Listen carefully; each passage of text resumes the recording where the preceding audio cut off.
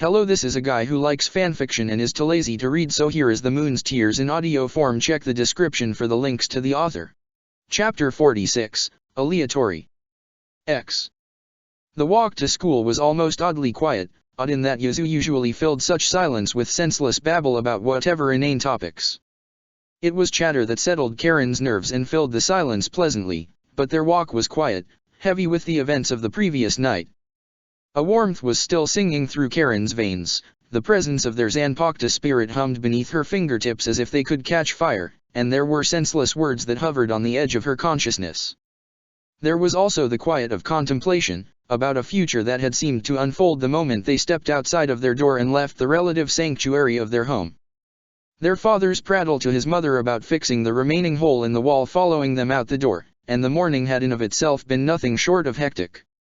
They passed by the street lamp where the tiny vase of flowers was sheathed in the morning's early shadows. There was an awakening sense to the scene, and unconsciously Karen's eyes strained to find the little girl's spirit, wondering if she had already met a Shinigami or the Hollows from the night before. The thought unsettled something in her chest, the sense that had flourished when faced with their uncle's undying will to protect his family. Yuzu, as if sensing Karen's turbulent thoughts, began humming under her breath, some aimless tune that jumped and skipped in a way that sounded reminiscent of their childhood. Karen listened, noticing hesitantly in the vanquished silence, the expectation that seemed to hover over the town akin to a blanket, electricity caught under the covers waiting to escape. The rest of the walk passed in a companionable silence, and before Karen even realized it they were in front of the school gates. The twins paused, that unexplainable tension seemed to press on the moment. Distracted, Karen could almost see their friends in the distance even as she turned to face Yuzu. There was an unsure expression dotting her sister's features, and Karen could only smile encouragingly, understanding Yuzu's concern. She caught the younger twins' gaze and the moment suspended itself in indecision before with a nod they passed through the gates. Tatsuki, sight sharp like a hawk and just as fearsome, noticed them first. A smile slipped onto her features for Yuzu, who was admittedly impossible to hate, which turned to a glare when her gaze landed on the elder Kurosaki. With a challenging grin in Tatsuki's direction, one born of partial excitement at seeing their friends, the two made their way over to the female fighter, who was accompanied by a bubbly Orium, who was mid-story and waving her hands about her head. Yuzu-san, Karen-san. Orium greeted with a cheerful wave and a bright smile as the curvy teen took notice of them. Yuzu beamed in return, cheerfully waving at her friend. Yuzu paused a half step and sent a questioning glance in Karen's direction, which received an encouraging smile before she glided forward to speak with Orium, likely about the brunette's strange dreams. Kurosaki. Tatsuki greeted with a playful light in her eyes, stance nonchalant and open as Karen stopped a few feet away. The raven-haired teen scoffed at the pleasant greeting and dramatically rolled her eyes before responding with snark, "What, forget my first name, Tatsuki? Always, it's just so incredibly forgettable." Tatsuki snapped back with familiar sarcasm. It was always a game between the two of them. It had been like that since they had been entered in the same karate lessons. Every week they had fought, and at first, Tatsuki had always won, completely dominating the mats. She was a near natural at the sport. But Karen was nothing if not determined, and soon enough it had ended in ties more often than not. She had stopped with the actual classes a while ago, finding them a touch too repetitive, but the two still liked to spar on occasion. "Of course, just like your skills in karate," Karen parried, earning an arched brow and a half glare for the insult against the fighter's skill. Tatsuki paused for a moment, ire playing across her sharp features before she straightened and said, "At least I don't rely on beating up thugs for entertainment." Retort hot on her lips at their playful game and Tatsuki's accusation, which held no merit and they both knew it, Karen was interrupted as Orium suddenly turned away from Yuzu to face the group as a whole. "Oh yeah. Yuzu, Karen, are you alright? I heard about the truck that crashed into your house. Was it the government? Have you been found out?" The question was asked with complete honesty and sincerity, and really Orium was a breath of fresh air sometimes, Karen mused, even with her less than stellar cooking. Yuzu nodded, placing a placating hand on Orium's arm for a moment, even as the elder Kurosaki responded, "We're all fine, there were no real injuries, the wall should be fixed by the end of the week, and our secret is safe." A voice that was a low rustle like fire over coals, drifted through their mind in sweet laughter, and Karen had the vague sensation that their spirit was amused by Karen's words, or perhaps something else. Tatsuki's gaze focused on the twins, intense like the summer heat, and Karen belatedly recalled once more that while Tatsuki was vicious beyond a doubt, she did care for her friends and was a complete mother hen like Yuzu on occasion. A wide interested look had stolen over Orium's features at the elder Kurosaka's explanation, and Karen shook her head fondly as her twin and the brunette started conversing once more. From what Karen could catch, it was something about monster trucks and the future. Instinctively, some sixth sense whispering like always, Karen turned and batted away Kigo's attempt at a hug, which was a seemingly random occurrence. He had attempted it every once in a while since she had aided the teen and his sister against some typical Karakura thugs. Mizuho in the background waved, that plain smile on his features that was always just a touch off. Kigo began blabbering, talking at a speed where the elder Kurosaka was only able to understand every other word. After a minute she plastered a pleading glance on her features, or perhaps one more akin to long-suffering, in Mizuho's direction. The calm teen took pity on her and after a moment appeared to drag his friend off towards the school, placating whatever Kigo was complaining about with sharp words. Turning to face Tatsuki once more, Karen was greeted by a questioning stare, one that hinted that as always her friend was far more perceptive than she seemed. The elder Kurosaka shook her head, communicating that they were all fine, or as well as could be. Tatsuki moved to respond at the non-answer only to be interrupted as Chad appeared at the gates of the school. The tall man stood like a bronze statue in the early morning, and it recalled to Karen's mind the vague images of marble carvings of kings from their history textbooks. The half-Mexican spotted the small group after a minute, and with of strides squished himself between Karen and Tatsuki. Chad shared a deep bond with the twins, one forged under a bridge with a golden coin swinging like a pendulum, and the other an inordinate understanding of true gentleness. Chad and Yuzu had a strange bond, but one that was a connection, and sometimes Karen acknowledged that the half-Mexican likely thought of the youngest Kurosaki as a sibling. However, the man still spent half of his time with the male populace of the school. It wasn't a surprising fact considering that the twins' circle of friends was mainly comprised of females, but it still made Karen grin every time he settled into their small circle. From underneath the fringe of his hair, Karen caught a concerned glance from Chad, barely noticeable if one didn't know the gentle giant, but the elder Kurosaka was lucky to know the man. Karen smiled reassuringly and received a nod, the gesture conveying his meaning more effectively than any words. The teen's tense shoulders deflated slightly. Orium turned to say something again to the rest of the group, and likely actually greet Chad other than her exaggerated waving.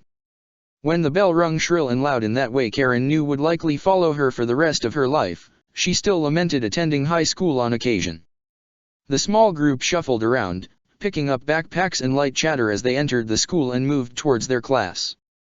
As they ascended the stairs full of the usual bustle of students, Uriu appeared beside the twins. His demeanor was wound like a spring, all tense shoulders and stiff posture even with his ever-present grace, and Karen instinctively cringed away at the thought of their future conversation. Even as she wondered at his appearance, usually their cousin was one of the first in class, always impeccable when it came to timing. Their cousin looked at them once out of the corner of his eye, his pupils reflecting like a gem from behind the lens of his glasses in an all-too-telling way. There was a sort of a half-tamed fury there, accompanied by what Karen thought might be understanding.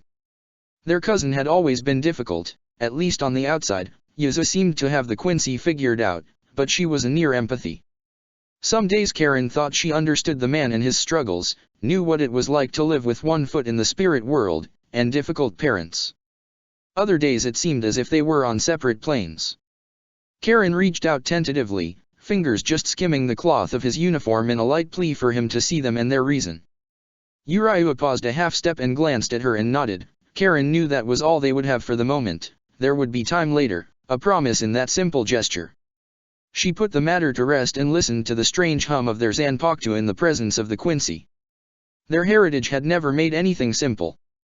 They settled in their usual seats, Yuzu by the window so she could gaze at the grounds and watch life pass by with a soft look that the raven-haired teen utterly adored, and Karen to her right, as it had always been.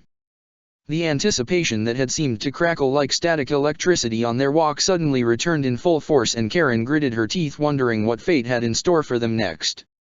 She found out when the teacher opened the classroom door and glided in with her usual air of seriousness. She paused just outside the doorway surveying the classroom before she ducked out once more, heels clacking on the linoleum in some staccato pace of the clock, and returned with another shorter, so incredibly short, figure. Karen resisted the urge to bang her head against the desk, even as beside her Yuzo went stiff, mouth parting in a silent O.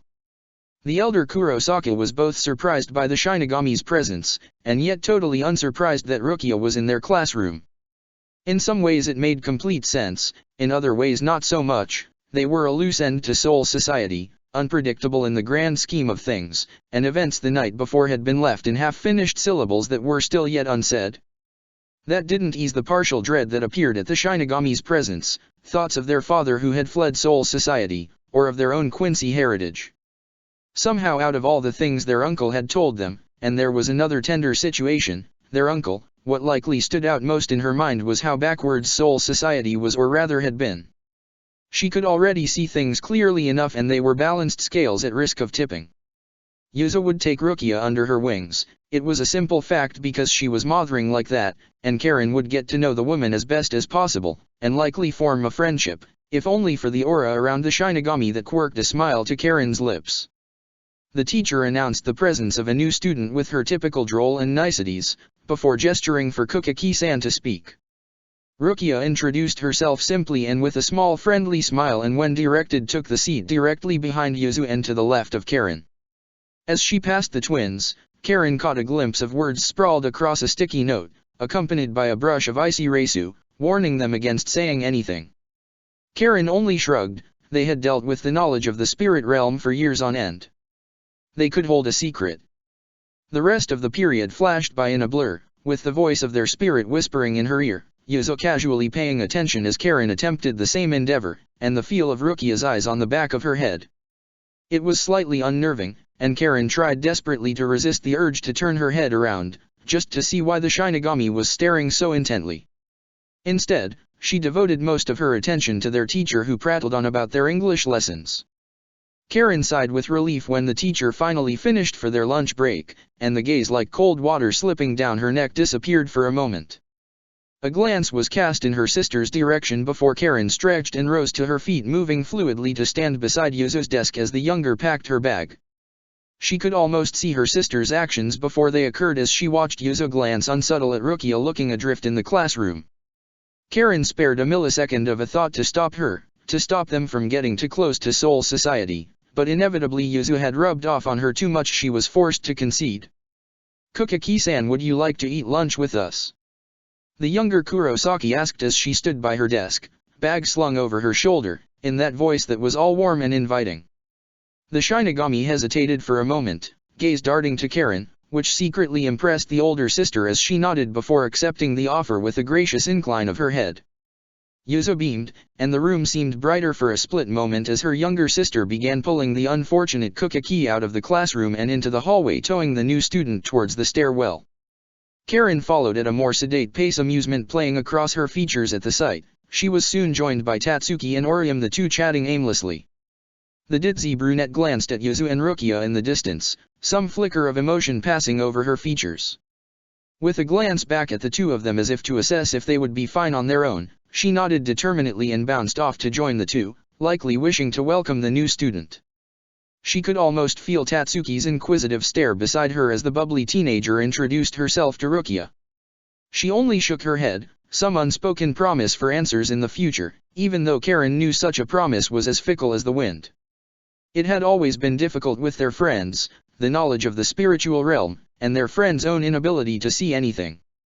They had always had Uriah to speak to, and the slightly older teen had always stared at the two for a moment, eyes flickering with understanding before they would be sipping tea and discussing matters of death. But lately, Karen could swear she had seen her friend glancing and squinting at the air as if beginning to see the faint outlines of souls. It shattered and forged something inside her chest at the thought of her friend involved. The rooftop was slightly cold with the fleeting dredges of spring as they entered, carefully settling into their usual area. Rukia stared around her with some wonderment on her features, and unguided she glided to the edge of the building where the fence separated them from a bird's flight. Yuzo carefully passed Karen the appropriate homemade bento as they both watched the Shinigami, a strange figure silhouetted against the skies on the rooftops, Then she turned and glided back, sitting next to Yuzu and Orium with a softer crinkle around piercing blue eyes. Before Rukia could even ask, not that she likely would considering her last name, Yuzu was handing her half of her bento, and leaning in to whisper cautious words about accepting food from their bubbly friend, even as Orium unwrapped whatever bizarre combination of food she had for lunch.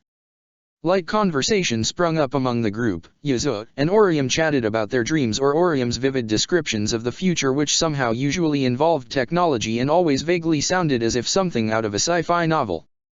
Tatsuki subtly stared at Rukia for a few minutes, all assessing and questioning as if demanding a reason for her sudden existence or seeing beneath the exterior before she began asking bland questions about Rukia's background, which were dutifully answered in a polite tone.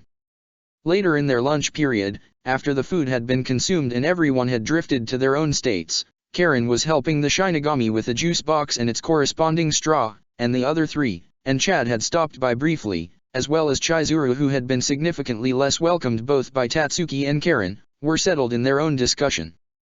Animatedly chatting about their schoolwork and joking about the TV show with a ghost hunter or something. The elder Kurosaka fixed the Shinigami with a stare, the silence boundless between the two. Rukia-san straightened at the attention as if noticing the tense barrier to their sudden conversation. Her piercing blue eyes seemed fixated on Karen, cajoling her into speaking. "Why are you at our school, Rukia-san?" Karen questioned seriously, and there must have been something there in her voice as the young Shinigami's eyes suddenly reflected like cold steel, and the elder Kurosaka mused lightly on the hidden vindictiveness in the gesture, another face of the woman, one among seemingly many. She plastered a bright, oh so very fake, smile on her features and like a robot reading off a script cheerfully declared, "Shinigami are stationed in the living world for the purpose of cultural enrichment and protection of the innocent. Often Shinigami are enrolled in temporary positions to gain an understanding of the mortal realm." The raven-haired teen nodded at the answer, which was all well and good if Karen had been a 3-year-old. She turned ember-like eyes glowing in the noonday light to Rukia, deciding that antagonizing the Shinigami could wait till after they were acquainted, who blinked at the sudden change from an aggressive approach to a lighter feel. Before she could question it, Karen looked on softly and then asked, "But why here? Are you okay, Rukia-san?" The spirit blinked for a moment in contemplation. There was touch of warmth in that expression, at the twins' shared concern, before a smaller smile flitted across her features and they glowed like Yuzu after spending an hour in the kitchen. She responded, "A school is best for my age range, and I will be able to understand mortal schooling and teenage mannerisms which have not previously been covered." She paused, expression strange and a touch morose, before she continued, "And I am all right. It will take a few days, maybe a week, to recover my powers fully, but they will return soon." The young Shinigami paused again, indecision playing across her features as she glanced between Karen and her sister before continuing, "But we do not have another Shinigami here on rotation, and you two hold some of my Reisu if you two are able." She considered the words, the half-hanging unspoken question, and some part of her wept with silent joy that the Shinigami still had her powers and would regain them soon, because as much as Karen loved their uncle, and knew that Soul Society was inevitable, she would prefer to remain on the sidelines. Protect her family always, but they could do that without the eye of Soul Society focused on them. There was also the relief that the Shinigami hadn't been injured permanently. Some part of her had guiltily played the same actions over and over again, endlessly wondering in the night if the woman was okay, wondering if there had been another option, another path. Even as their Zanpakuto spirit chided her softly. As if sensing the sensitive question, Yuzu's gaze fell onto the two. It was that far-away gaze that sometimes made it seem as if the blonde wasn't all there, in a way different from Orium. She leaned over and murmured something to the other two before she picked her way to her feet, making her way towards Karen and Rukia. Their eyes connected, and the question was acknowledged with a slight tilt of Yuzu's head, eyes wide, and lips pursed, considering the implications of helping Rukia. In the end, it felt inevitable that their answer would be yes. She had willingly thrown herself into harm's way to save Karen, they owed her their lives. And some part of Karen still wanted to be a hero, still wanted to protect her family and friends. Yuzu squished herself beside Karen, taking her sister's hand and squeezing it lightly. It was all the affirmation and reassurance Karen needed. With a breath that seemed to resonate like ripples in time, the eldest Kurosaka glanced up and stared into those eternal eyes and responded, "We can definitely help out, Rukia." A smile slipped across the Kukaki's features, and mirroring expressions slipped across the twins' features. Yuzu, ever curious, hesitantly asked Rukia about her job, and what she was expected to do and how they could aid her. Idly Karen let her attention drift, trusting her sister to gather the information as her eyes fell about the sky, the gentle hum of their Zanpakuto filling the void. They watched the screens flicker and change with a strange glee as a hollow appeared, followed by the image of a figure clad in ebony robes. Their plans were reaching fruition, drawing closer. They would protect them. Only them. The figure turned away from the screens flowing into the darkened room, eyes trailing across the cages lining the walls with beady ochre eyes staring out. An alert sounded behind them, and the strange figure only laughed. They knew, the three of them, the moment Chad appeared on the roof during lunch with the birdcage in his large hands and a vague determined cast to his eyes, and there was a slump to his shoulder as he walked that rung every warning bell Yuzu possessed. Eyes that Yuzu had always found contained some great hint of terrifying awe, and the other the common gentleness were almost hidden behind his fringe, but all the same, the younger Kurosaka thought she saw a hint of pain. She observed the bird with a small sad smile. It was a beautiful bird, all subtle plumage and shifting colors caught like a prism in the afternoon light. But the eyes of the bird held such sadness that the image was distorted, and all Yuzu could see was the young spirit trapped within the bird's body. She could feel its emotions radiating outwards in a way that almost brought tears to her eyes, a desolate mix of grief and desperation. She knew in a half put together way what it was like to lose your mother, or rather almost lose your mother. They had come close that night with the rain, and again years later in the same downpour. Her smile became a touch less fake. She touched the ground again as Karen softly squeezed her hand, reassuring Yuzu with her presence. The older sister had likely picked up on the presence of a spirit within the bird, though not likely the nature of it. Otherwise, Yuzu doubted Karen would possess any patience with the matter. Karen had never been overly sensitive to emotions or feelings, the way they sometimes filled the air like whispers of the wind, or traveled around someone's reisu and reminded her of spring, or the scent of homemade food. And the blonde twin had always been slightly thankful for the fact, but Karen had always reflected what Yuzu felt like a mirror. Rukia across from Yuzu looked alarmed, features shifting rapidly as her gaze remained steadfast on the bird, obviously understanding the gravity of the situation. At that point, Chad turned towards the twins, and something of it all must have shown on their features, for from underneath the fringe of his hair Yuzu caught his concern. She shook her head minutely, trying to convey the seriousness of the matter, even as her gaze once more strayed to the bird who was happily greeting Tatsuki in a voice that drifted with innocence. Chad nodded once, and she wasn't sure if he truly understood everything, only that something was wrong, but it was enough for Yuzu. "When should we speak to Chad-san?" Rukia leaned in and whispered as Orium continued to speak to the bird, pure enchantment dazzling across her features, and revealing the dimples in her cheeks. It was good to see her friend bounce back from the incident the other night. Seeing her brother had been hard, but Orium managed to pull through as always. She just carried that positivity with her like a halo. Karen pursed her lips, brow furrowed in thought for a moment. Yuzu considered the question, and what they knew of their friend, who was somewhat of a recluse at times. So, trying to find him in the evening would be difficult, not to mention their own semi-hectic schedule in the afternoons. Karen still insisted on playing soccer, and Yuzu would never miss cooking with their mother. It would be best to catch him after school, considering lunch is almost finished. He's not in any clubs as far as I know, so it should be easy. Karen suggested after a collective moment of thought between the three, their gazes collectively darting towards Chad and the small bird. Yuzu nodded, the logic behind the idea easily connecting her thoughts. Rukia repeated the motion, a determined fire blazing in her eyes, one that Yuzu had come to admire over the short time they had come to know the female Shinigami. Rukia was quick to action. She always thought things out. She was mischievous and enjoyed having fun, and she always strived to protect those who couldn't protect themselves. Her own experiences with the mortal realm, particularly juice boxes, were always entertaining. Yuzu found herself glad the Kukaki had stepped into their lives, just as she had glided in through the window. It was Rukia who had allowed them to save Orium from the hollow-eyed spirit of her brother, and it was her quick wit that provided the group with bright laughter. She glanced at the cage where it was settled beside Chad. Orium was chatting happily to the bird about her day, while Tatsuki studied the small creature with a skeptical gaze. Deciding to join the three, or rather four, Yuzu cast a last glance at Rukia and Karen. The two were talking lowly about Zanjutsu. From what Yuzu could gather, it left a small smile decorating her features. She knew the two had never expected to strike up a close friendship, but Yuzu had seen it coming from that first night. It was their playful arguments and their companionship. Shaking her head in fondness, Yuzu made her way over to the group. Introductions were made, and Yuzu tentatively said hello to the bird, Yuichi, listening as Chad detailed how he had come across the bird with his typical short phrases.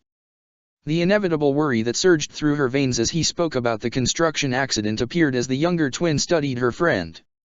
Subtly she shifted to his side, staring up at the giant who had a set cast to his features. He was determined to take care of the bird even with the cursed luck that was already following him.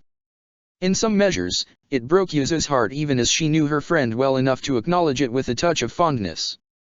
Setting a gentle hand on his shoulder, knowing it had been injured, Yuzu channeled her Reisu, let it flow and ebb beneath her fingers as their spirit's presence hummed in the back of Yuzu's mind. She gently allowed it to take on the healing qualities of Kido.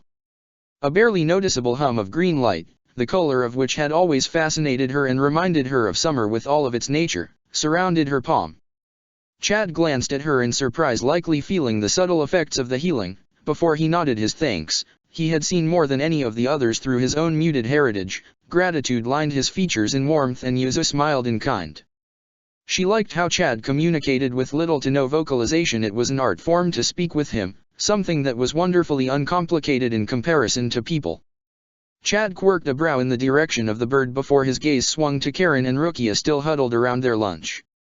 Yuzu nodded and shrugged her shoulder with a hapless smile that earned the slightest curve of the giant's lips. They would protect Chad and the boy trapped in the bird's body from the hollow no matter what. They moved quickly once class ended, the three of them following Chad's figure as it disappeared into the school courtyard and out the gates, birdcage swinging to and fro, catching the light like a beacon.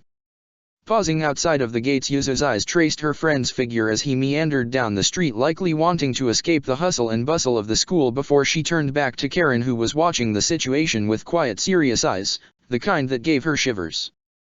Rukia impatiently tugged on the glove, eyes flickering to Chad, who had stopped in the distance, appearing like a pinprick on the horizon, as the hollow presence that had lurked outside the school all day, likely only dissuaded by their presence, became vibrant upon the air in the acrid taint of hollow. Yuzu reflexively cringed, the hair on the back of her neck standing up as the feeling brushed across her skin. Rukia beside the twins let out a pleased noise as the glove finally slipped on, and with little relish or grace she let her hand collide with Karen's forehead. Yuzu stepped forward and with an exhale of air caught her sister's significantly heavier body. It wasn't really that much, only the muscle Karen had built over the years. The raven-haired Kurosaki appeared in her Shinigami Shiakusho, the black cloth sweeping her form into fierce elegance, practiced image of death as the Zanpakuto sheathed at her hip gleamed in the afternoon sunlight.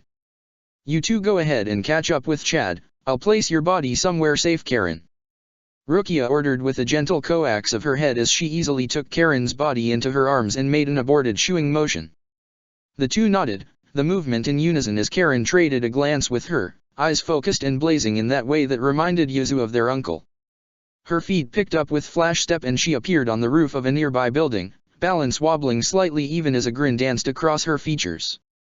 The elder Kurosaki still hadn't mastered the skill, but it was certainly a difficult one, to say the least. She would have it with time.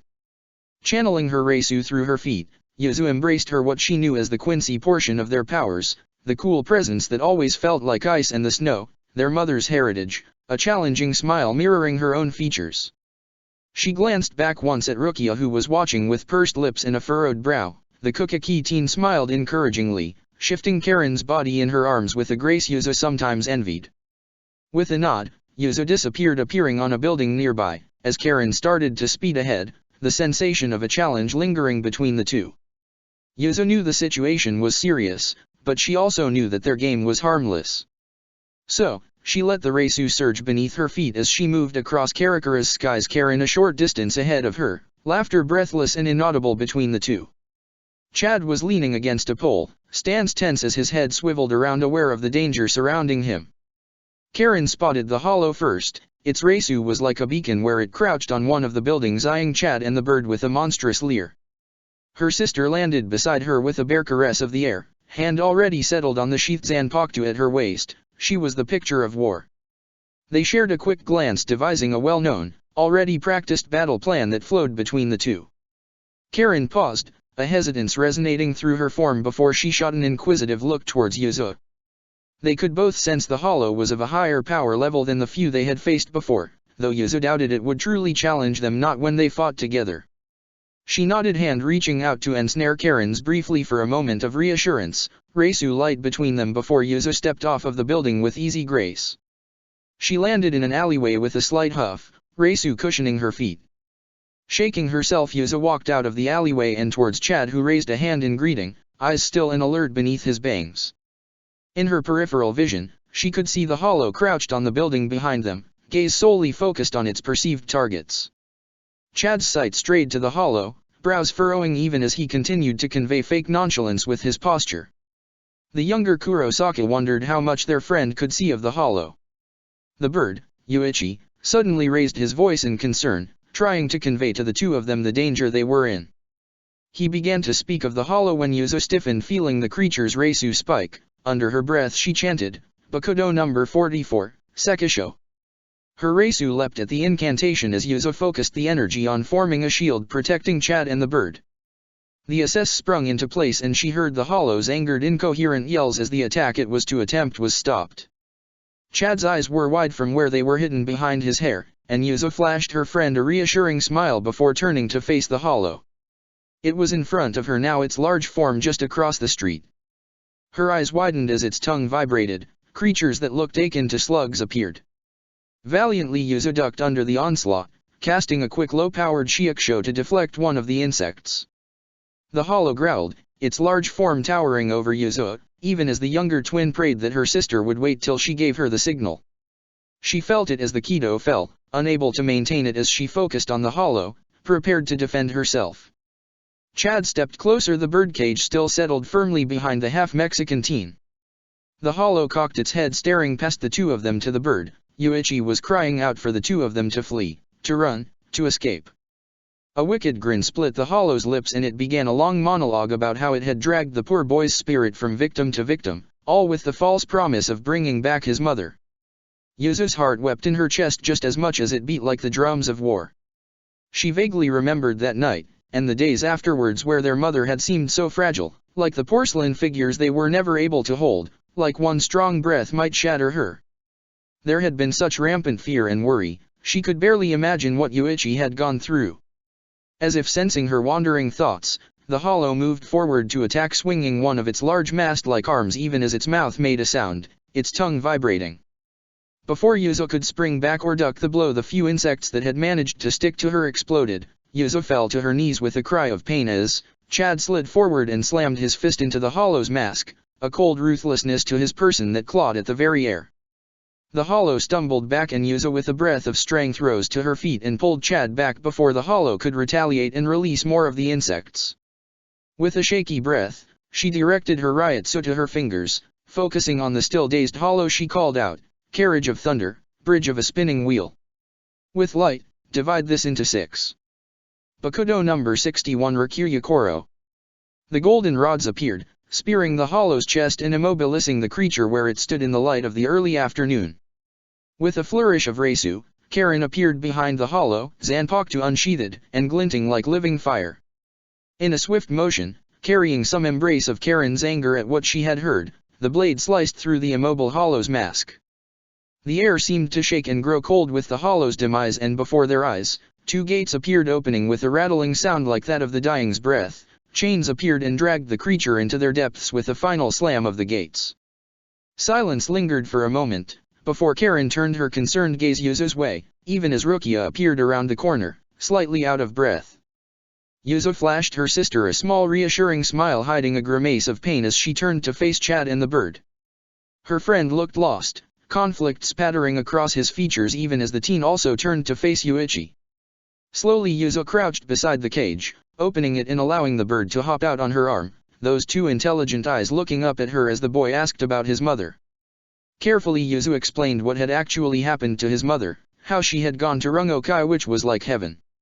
Even if it was more like a stop in between. With a gentle encouraging tone, she asked Yuichi if he wanted to join his mother.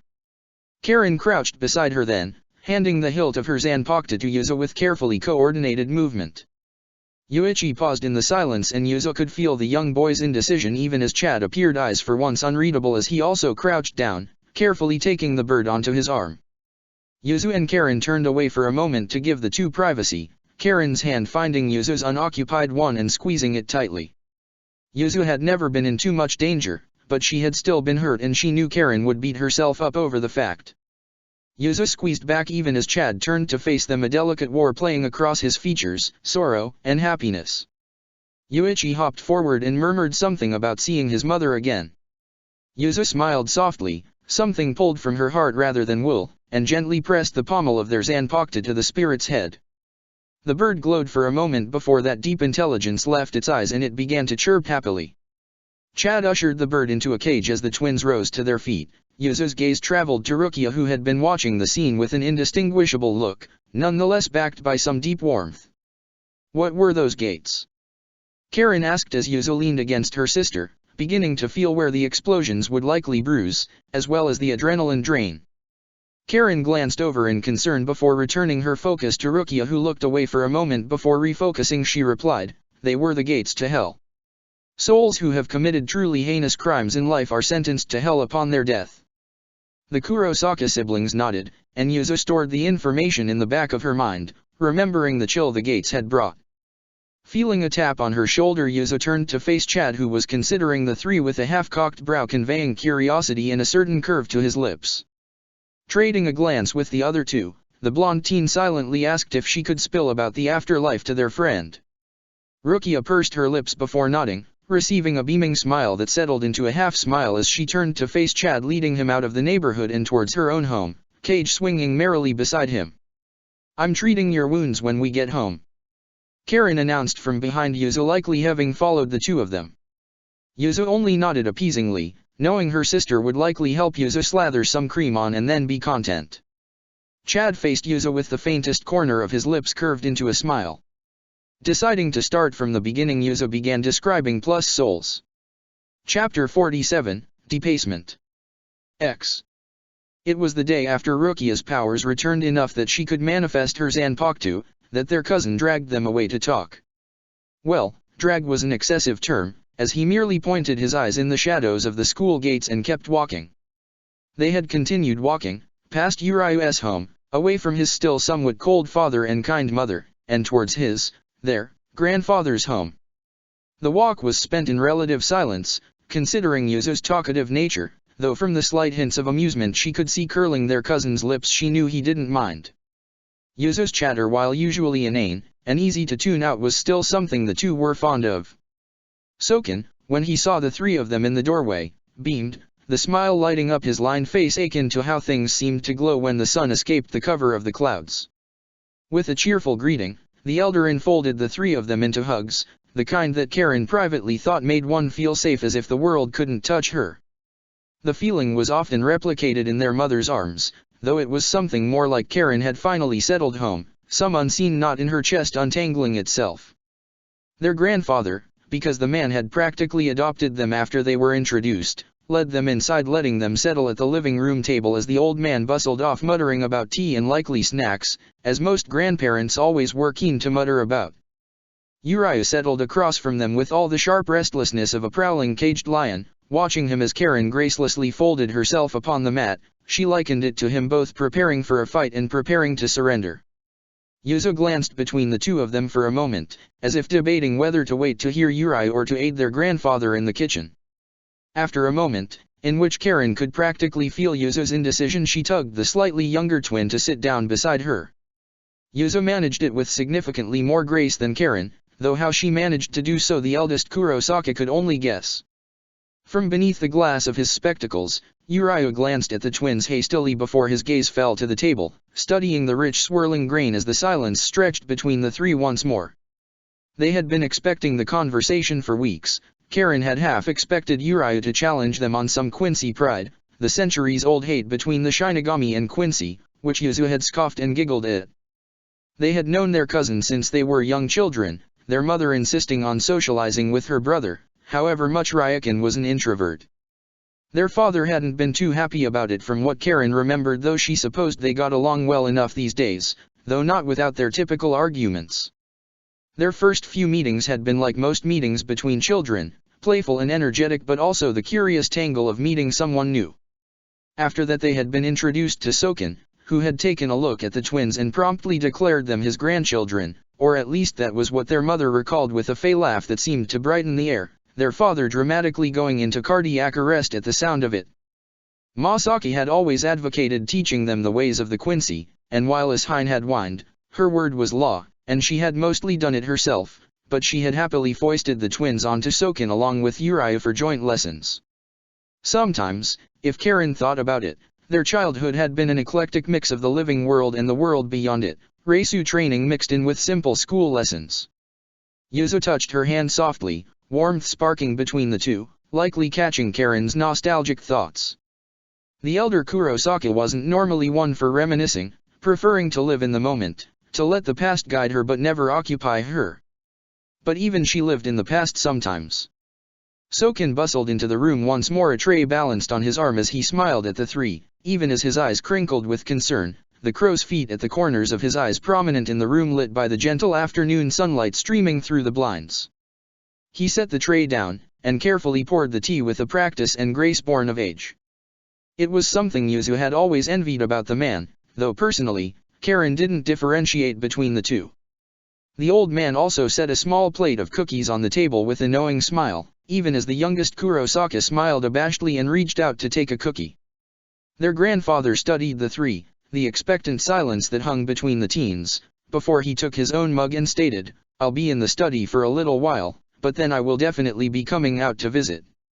He warned, warmth lingering in his voice and on his features. The twins shared knowing glances and nodded with mirroring smiles in their grandfather's direction. Uriah glanced up at his grandfather and nodded. Soken stood up slowly, joints popping loudly with age, and with a last touch of his hand to Uriah's shoulder, he was moving out of the living room and down the hall. "So?"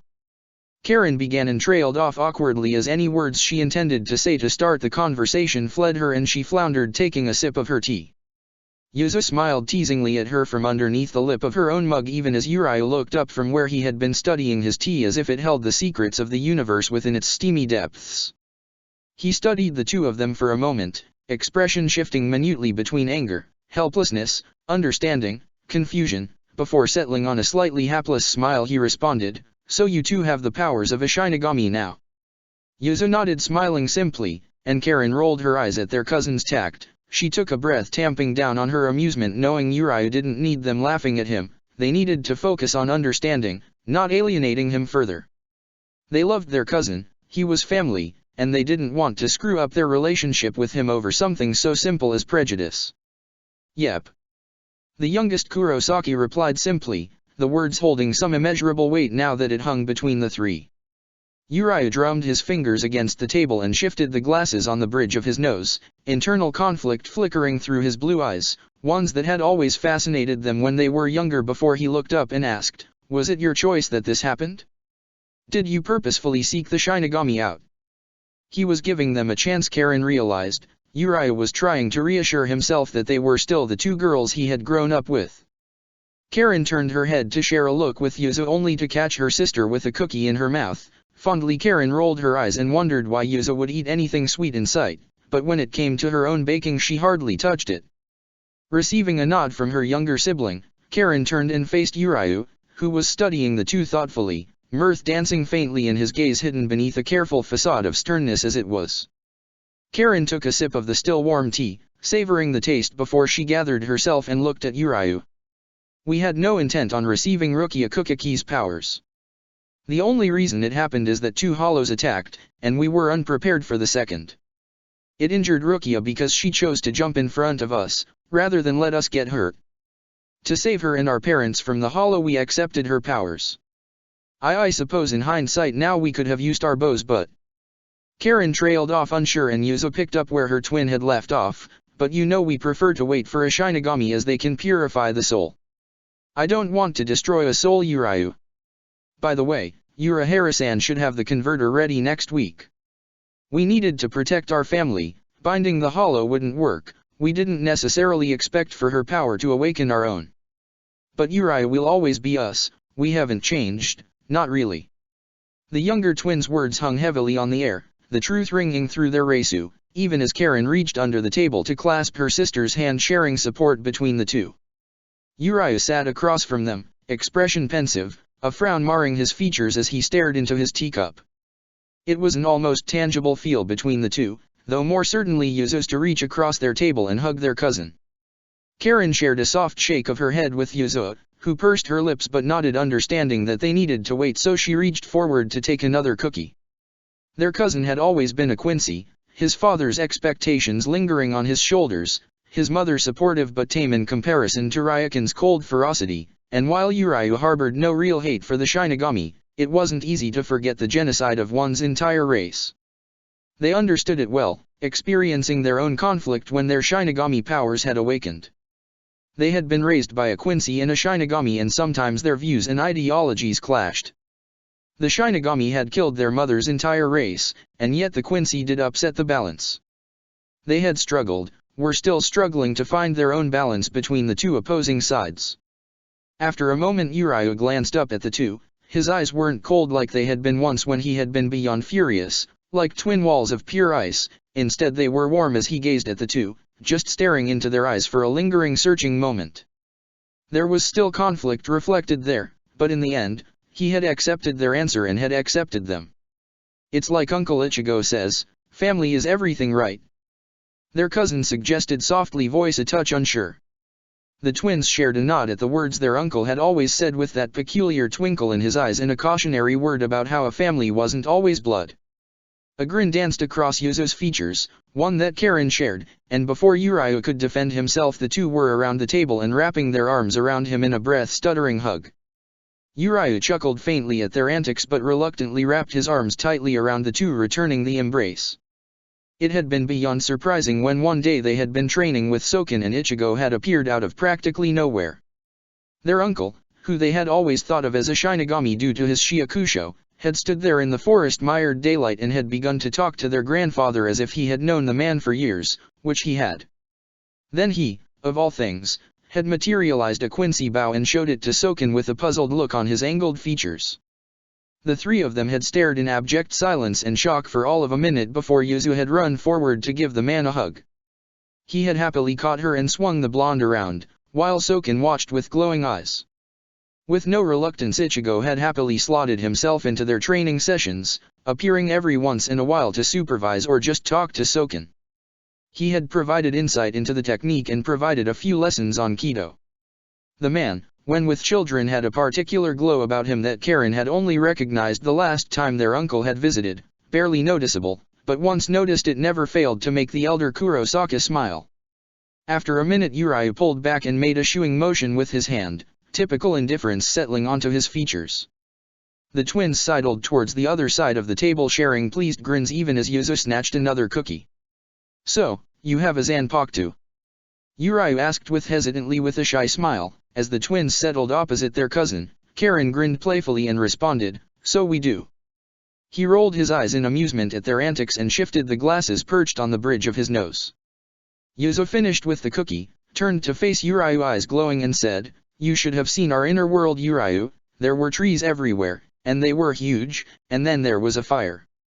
Yuzu continued to chatter easily about their inner world, warmth suffusing the air as Uriah and Karen traded carefully concealed looks of dry amusement at Yuzu's actions. As an only child, Uriah had never had siblings, though Karen mused that had changed after he had met the twins. Even if he was younger, between the three, Yuzu was the one they protected. Karen studied their cousin as he settled comfortably, strict carefully maintained nature falling away, softening the lines of his features and spelling his blue eyes soft. There was warmth there written across every line of his face, and Karen knew he appreciated that they were sharing about their inner world. It was a highly private thing among the Shinigami, but between the three it was a sign of trust. A knock on the entryway to the hallway alerted the trio to the presence of their grandfather, studying them for a moment, expression pensive before he spotted the lingering smiles on their faces and his lips curved up into a smile. The elder had never liked when the three of them fought, which happened about as often as one would suspect, and was obviously happy with the knowledge that his grandchildren had resolved whatever issue had hung above their hands. The elder shuffled into the room, settling at the table with a serene expression. He regarded the three of them carefully for a moment before asking about their day at school. Yuzu answered first, to the amusement of everyone else seated, laughter dancing on the air before the blonde continued. Karen glanced at their cousin once, and he smiled at her, the faintest real quirk of his lips. The idle conversation continued to drift between the group, the teens carefully updating their grandfather on their lives, even as Yuzu managed to interject other ceaseless nonsense among it all.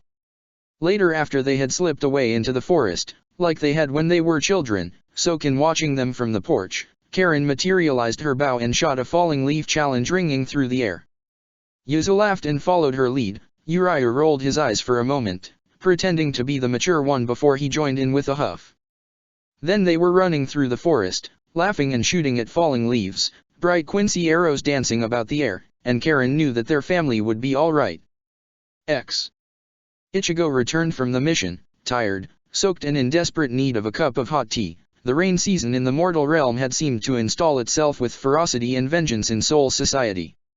Slipping into his personal quarters in the barracks, Ichigo dragged a hand over his face as he wearily shed his haori and glanced in a half measure of dread at the innocent stack of paperwork piled behind him on his desk. Starting a war was hard, living it, managing it, and trying to lead a mission was tantamount to difficult, to say the least. He knew that with the increasing hollow attacks on the outer edges of Rungokai, ones that had incurred significantly less casualties due to their militia, that the Godi I-13 was expected to handle the matter in some form, but that didn't mean that Ichigo wanted to slog through the thick forests for a week to try and limit the small invasion. He personally thought it was the Suteiko's revenge for Ichigo even starting a war. The mission had felt longer than it actually was, but perhaps that was the weight of the oncoming war settling onto his shoulders. Already everything appeared so different. There were political aspects at work among the citizens of Soul Society, and the Central 46 had been all but overturned after far too many refusals to protect, to help, to do anything beyond tradition. And that wasn't to mention the training that both Hueco Mundo and the Godi I-13 were investing in, training that Ichigo oversaw on both ends. The two forces were almost beginning to blur in his mind on occasion. The battle looked to be something akin to a full-scale war, much closer to the later years of the original Winter War, though far shorter. Those first few weeks, before the reality of war had set in, had been all about singular battles, trying to subdue the opposing powerhouses before either could gain a foothold. But then Aizen had decided to invade the living realm and Soul Society. The battle from there had fallen to the foot soldiers, captains taking a mantle more akin to general. Hordes of hollows, clashing against the Shinigami like a sea of snow and the oncoming night, Ichigo among the thick of it, sometimes leading the charge. Then there had been the loss, the bloodshed, days in the field under an unfeeling moon, or in the rubble of buildings that had once been homes. It had been the scent of blood lingering in the air, the feel of Zanjutsu in his hands becoming like second nature, as easy and instinctive as breathing, the weary of sleepless nights dragging his conscience down, something as unchangeable as the endless hordes of enemies. The battles had been easy in a sense compared to the Quincy, but they had lingered, marched on for what felt like time unwound. Sharp knocking pulled Ichigo from his thoughts, from where his head had drifted to rest in his hands lost in memory, in changed familiar faces, in trailing threads of sorrow. With a sigh, Ichigo heaved himself to his feet, and took a breath, gathering himself once more, till he could stand straight and stare at the world around him. On the other side of the door stood Sosuke. The man raised a brow, likely noting Ichigo's still damp Shiakusho, or perhaps the state of his friend. In any case, the man shook his head and entered without permission. Ichigo shook his head and stepped aside, making a sarcastic gesture of welcome even as the man bustled into the small space where a kettle was usually kept, easily preparing the tea. "Long mission?" he asked conversationally even as Ichigo slid the door shut, hiding the paperwork from view, paperwork he knew he would need to see to personally, or Tashiro, and somewhat Rangiku, would have finished it. The young lieutenant was already close to becoming a captain, and Ichigo felt a touch of pride over the Shinigami's progress. Brushing a hand once more through damp locks, Ichigo settled on the beige settee. Pulling the upper half of his damp Shiakusho off his shoulders, he responded, "Only 2 weeks, but felt like a year with the rain." The scientist made a sympathetic sound, one that he had picked up on from listening to Ichigo enough, and brought a mug of tea over, handing it to Ichigo, who tipped the hot liquid back, feeling the warmth settle in his stomach and chase away some of the chills. Sosuke settled across from him, drinking his tea with significantly more patience and watching Ichigo with a sort of haphazard weary. Ichigo looked up through his, once again, two long bangs and raised a brow, knowing that while the man could be sociable, he wasn't on the best of days, so there was, of course, a reason for his visit. Emotions flickered across his friend's features: indecision, anticipation, and maybe a touch of worry before Sosuke nodded to himself and motioned his head towards Ichigo's tea. Receiving the message that the man would only tell him when Ichigo had finished the beverage, he idly sipped at the tea, basking in the silence and warmth of the small room, letting himself unwind from the mission. "All right, what did you come here to tell me?" Ichigo asked as he set his mug on the table, curling his legs against his chest to preserve some heat. A smug smile settled onto the man's lips, the kind he usually got when he had bested someone, usually Kisuke, like the cat who got the cream as the saying went. It was the kind of smile that made Ichigo either want to kiss the man or slap him. "The twins have awakened their Shinigami powers," he answered, and underneath the smugness there was an apology, lingering concern for Ichigo, even as the orange-haired captain drew in a sharp breath before sighing. Ichigo scrubbed a hand over his eyes and focused on his breathing, trying to clamp down on his anger and Shiro's somewhat bloodthirsty suggestions. The Reisu swirling around the room and thickening the air belayed his emotions at the new information. "And why did this happen?" Ichigo questioned, voice dripping like ice. The mere thought of what had happened made him want to scream, to rage, to lash out. Instead he channeled it into the frigidity of his voice. Sosuke blanched before he regained his composure, likely knowing it wasn't his fault, or else he wouldn't have delivered the news himself. The man glanced away for a moment in thought, and then returned his attention to Ichigo and responded with a touch of a smug smile. "Well, Kisuke is still in the mortal realm at the moment," the scientist suggested. Having easily thrown his friend under the bus, Ichigo took another calming breath before he tipped his head back and focused on his breathing. He had done everything in his power to make sure the twins wouldn't be dragged into the Winter War.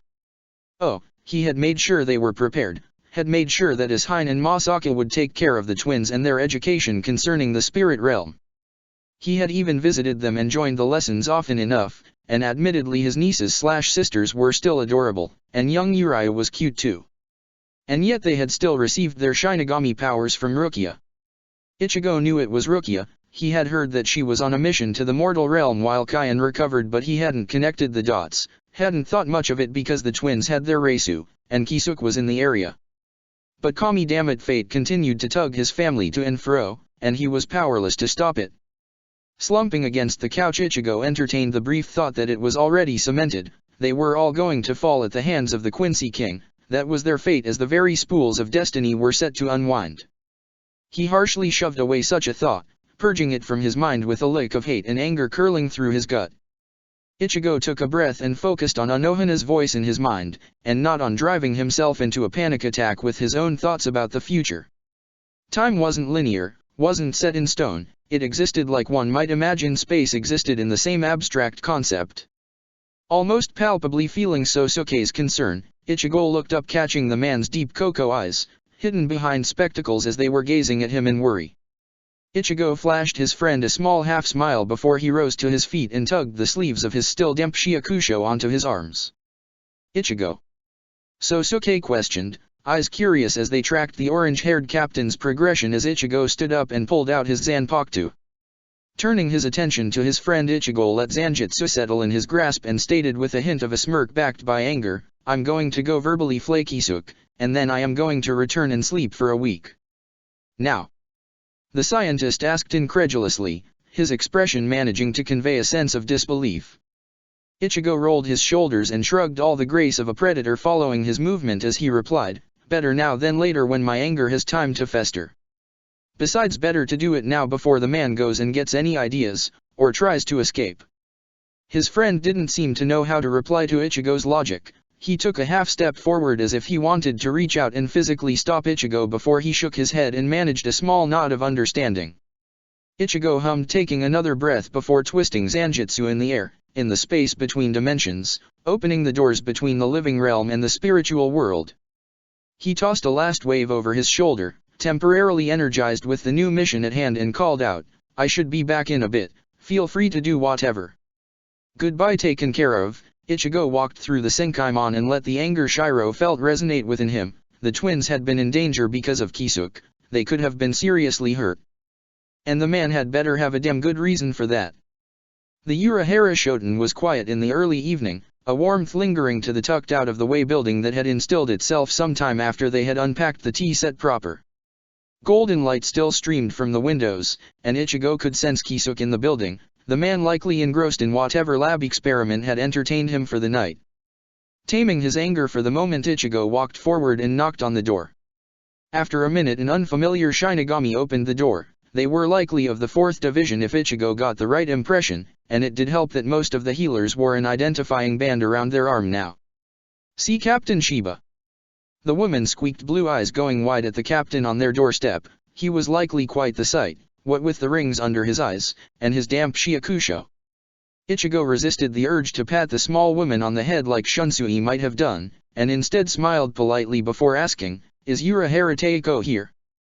The healer regained her composure and nodded, glancing back at the warm inside of the shop, eyes sharp like knives, before she turned and reported, "Yes, he is in the basement." "Excellent."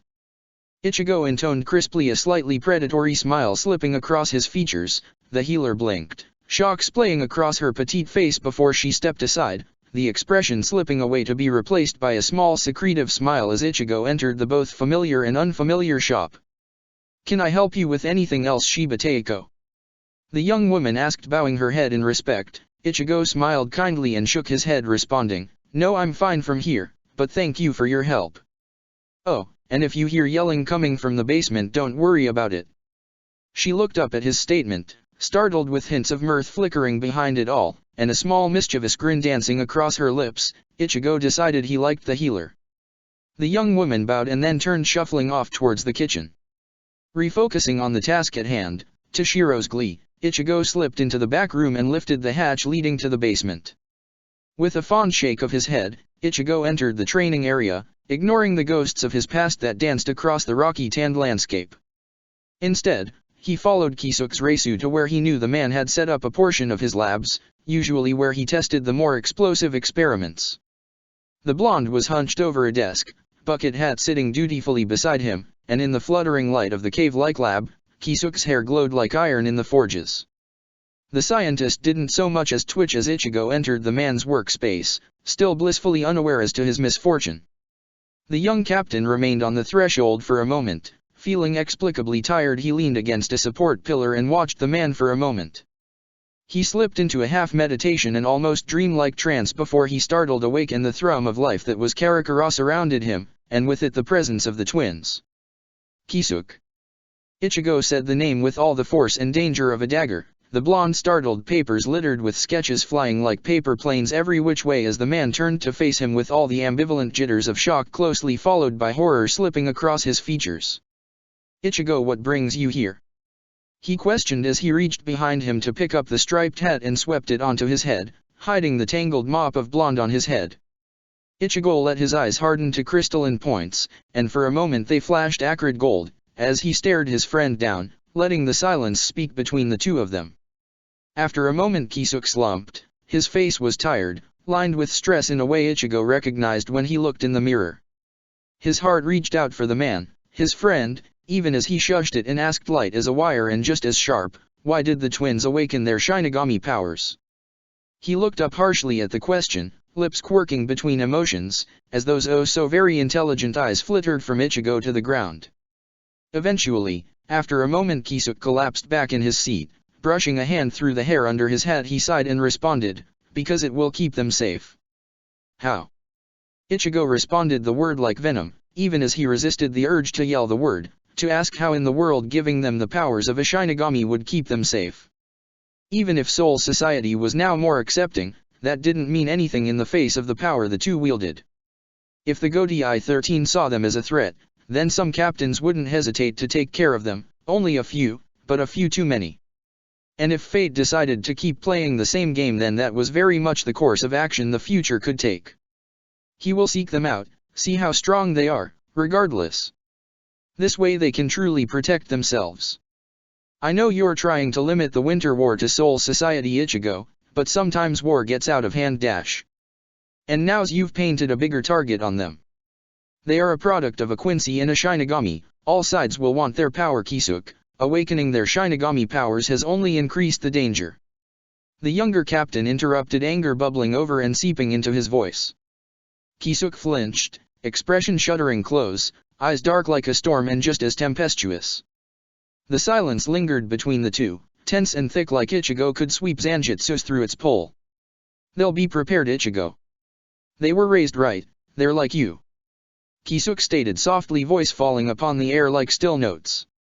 Ichigo glanced up and paused at the expression captured in his friend's eyes. Shuddering, Ichigo wrapped his arms around himself and shook his head before responding, that's why we trained them to use their Quincy powers, to use Kido. Those don't compare, not when your enemy has a sword, not when they don't have their Vollständig. They were going to get involved no matter what, Ichigo. If not now, then later when Baragon or Bach or some other maniac takes notice of Karakura town. We can't keep everything contained to Soul Society, Ichigo. This is helping them in the long run. He said, voice pleading for understanding, pleading for Ichigo not to turn away, not to break like a dam. Ever the master of words, Ichigo thought as he stared at his friend. Both arguments held their points and Ichigo doubted either side was firmly in the right, as the case usually was. Feeling his anger evaporate, or at least shrink in its ferocity, and Ichigo ignored Shiro's said whine, Ichigo sighed and felt immeasurably tired. Kisuk must have seen it on his features as he studied Ichigo with sharp and serious eyes before asking, "You're taking care of yourself, Ichigo? I don't need to call Shinji again. That was one time, and I wasn't even that drunk. Besides, I'm fine, just got back from a mission." Ichigo replied with a huff, crossing his arms over his chest, before slumping and leaning his head back against the pillar. He received a snort for his answer even as he knew Kisuk was likely rolling his eyes at the answer. Footsteps alerted Ichigo to the presence of his friend. Tipping his head back, Ichigo was greeted with the unimpressed visage of Kisuk as the man reached out and tugged on one of his sleeves. Honestly, he was so acquainted with the thick damp cloth at that point that Ichigo had stopped feeling the damp clothing, and only the chill. The man rolled his eyes at Ichigo and asked, "Really, Ichigo, you couldn't have waited to change into dry clothes? I swear I knew there was a reason you were a Shiba." Ichigo blushed at the acquisition, tilting his head down to hide his gaze from Kisuk's knowing one, and Asen's rumbling baritone drifted through Ichigo's mind, reminding him of when he had been a teenager. Kisuk tooted and the tenseness that had caught its breath between them faded, and the man bustled off, pulling out a kettle from Kami knows where and fixing 2 cups. He handed one to Ichigo with a small tentative smile. Ichigo took the mug and downed the tea, feeling it fill his chest once more with warmth. Kisuk glanced at his workstation for a moment, thoughts drifting before he turned to face Ichigo and stated, "I'm almost finished the converter for Quincy bows. How's it work?" Ichigo asked, settling beside his friend as Kisuk, after sharing a grin, began explaining the device that would be like a bracelet and would modulate the bow to hopefully enable it to manifest in the same nature as a soul cutter. The young captain basked in the warmth of the office and ignored the knowledge of how Sosuke would likely yell at him if he was still there when he got back. Instead, he let his Reisu drift to check on the twins before returning his attention to Kisuk and materializing his bow with a sigh when the man asked. X. Chapter 48, Horripilation. X. Arata Himura wasn't a coward, but the chills transcending his spine still edged him closer to the decision to flee. The other members of his squad looked equally as frightened, shifting uneasily, eyes darting around frantically. Even if the members from the 11th presented a brave face, Himura knew otherwise. There had been a report of another, one of many, invading party of hollows in the outer reaches of Rungokai, and so a joint patrol of the 10th Division and the 11th had been sent out. The mission had started out fine. They had encountered a few hollows, rescued a few souls, and overall felt an unsettling foreboding. Then they had found tracks leading into the forests surrounding the district. Akamai, who was the best tracker among them, had led the Shinigami through the thick foliage under the cover of early morning's darkness. The sense of unease had only increased the deeper they went, and unconsciously Himura rested his hand on the hilt of his Zanpakuto, mindful of what their captain had lectured when it came to spatial awareness. He let his Ryutsu slip out in searching tendrils.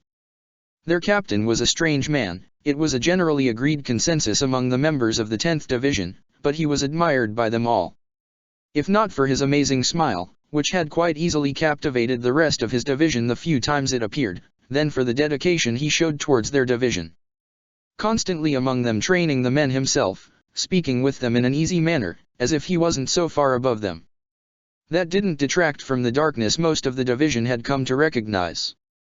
Himura still remembered the one time that Shinsu had been speaking of the small rebellions that had brewed in Rungokai in the past after the dissolution of the Central 46. He had called it war. Captain Shiba, who had been nearby, had turned, and in that moment, he had been cut like stone, and sharp as a knife, and in a deathly still voice he had stated, "That isn't war." It stuck with Arata just as much as the fond moments they often saw between Lieutenant Hichugaya and their captain. A presence rippled across Himura's senses, something tainted and with the familiar acridness of a hollow. Glancing back at the Shinigami behind him, Arata held up a hand and clenched it into a fist, letting them know an enemy was nearby. The 10th Division members nodded, hands reaching towards their Zanpakuto. The 11th Division members, though lost, followed their example. They entered a small clearing, where the trees opened up slightly, and the shadows were less dense, the sunlight just beginning to paint the earth in color. Quietly the squad members moved into a circular pattern, pushing those with higher Kido abilities towards the center, and fitting together so that one would guard, while another Shinigami could attack. The air hung heavy with tension. It slammed into them suddenly, with all the force and weight of their captain's Reisu when unshielded. It stole the breath from their lungs, and Himura struggled for a moment in a blind panic, fear flowing like a river through his veins before he took a breath and pulled his Reisu around him, tightening his grasp on the hilt of his sword. A man screamed in the silence, voice piercing and hoarse before it disappeared. Casting a sharp eye around the group, he noticed the nervous shifting, the fear that permeated the air, and the gap where the Shinigami had been. "Hold your ground!" he shouted, letting his Reisu surge into the air to combat the overwhelming presence lingering out of sight. The men stilled, and their fear retreated a little so that they could focus clearly. At that moment the creatures appeared, 6, 8, 15, of them lumbered into the clearing. Great hulking ugly brutes, with bright colors smeared like blood over their bodies, and eyes like the pools of alcohol left after a bar fight. Then it appeared, almost human-like in nature, with long black hair that draped dead and lackluster, and an eye like living torment, pure sadism, the other wrapped in an eye patch. The being licked its lips, a tattoo in harsh black ink appearing briefly on the long tongue. This was the leader. Himura could sense it, the power that coalesced around the hollow in torrential waves. He knew in that moment that they would not make it out of the battle alive, that it was no longer a simple hollow patrol. Because there was something as powerful as the captains in front of him, and he knew somewhere that had always whispered, an instinct he was told, that this wasn't the end, only the beginning. And then he thought of Captain Shiba's eyes when he spoke of war and wondered at the chill in his chest. He turned to Saitama, the fastest in flash step. He was young and small, hardly a presence to be noticed, or missed. The man looked up, and what he saw there brought horror to his features, but he nodded, and that was all Himura needed. He focused on the battle ahead. The hollows made the first move, charging forward and striking into their ranks.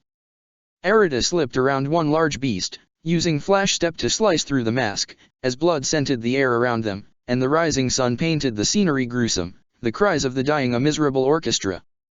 He lost himself to the fighting, to protecting and aiding his comrades. Dully in the back of his mind he felt Saitama flee, and something in his chest relaxed, knowing the captains would receive the report, would know of what they had died fighting for. The other part of him, desperate to keep living, fought his hardest, Reisu surging through his palms and releasing his Shikai. Then the leader was upon him, and Himura knew he was nothing in the face of such power. He fought back, darting forward, and whipping his blade out to the side and in, every muscle screaming at him. But the creature was playing him, sadistic joy written across its humanoid features. In one fatal trip, the being's sword was lodged in his stomach. He felt the pain, mind-numbing and all-consuming, fading consciousness, and not enough air. Himura fell to the ground, vision darkening around the edges. He reached out and felt the young Shinigami escape out of the forest, relief filling his last thoughts. Then he felt the sword resting at his neck, and he knew no more. Rukia stared at the small handheld device that served as the Shinigami's communication with Soul Society. There was a pensive look to her features, one that was almost a frown, one that Yuzu had come to recognize over the short time they had come to know the young Shinigami. It was a look Yuzu had come to associate with Soul Society, or when the twins against all odds managed to fling themselves into some new trouble. It left worry thrumming beneath her fingertips as the cool night air sent shivers down her spine. They had both felt it hanging over their heads, a wire, trembling and thin waiting to be cut, something inevitable. Karen had gained that sort of stubborn look to her features, and they both knew, as well as anyone else, that nothing could last forever. Everything had to change eventually, but that didn't temper the emotions and worries running frantically about her mind. It was late evening. The three settled at the old playground that they had visited countless times as children, Karen leisurely swinging on the unoiled swing ringing out lone wailing notes, and Yuzu watching from the top of one of the plastic towers. Chad had been there too, the four of them performing a quick patrol, dealing with the local hollows before reconvening in the park. It had become something near of a habit when Rukia had regained her Reisu enough to materialize her Zanpakuto and their own Shinigami powers remained. It had just become another factor of their life, patrolling Karakura together. Sitting in the eaves of the forest and thinking about the future, about Soul Society, reminiscing. Chad and Uriah weren't always there, their cousin more than happy to put aside extra time for his art projects, and Chad often working. But they convened often enough, and there was a strange sense of kinship in it all, beyond what they already had. There was a different sense to it all in the late evenings on patrol, some burst of night-driven energy and excitement, challenges and chases across the rooftops and skyscrapers of Karakura, even as it was combated by the occasional silence of the moments in between, the plus souls, the soft warm glances, whispers, and wild smiles. Rukia tucked the phone away, eyes staring past the two of them where she was leaning against another plastic structure. Her gaze was distant, like she was staring into the far reaches of space, stars caught in her eyes. Yuzu could almost sense the multitude of emotions lingering there, sorrow and joy, grief and relief.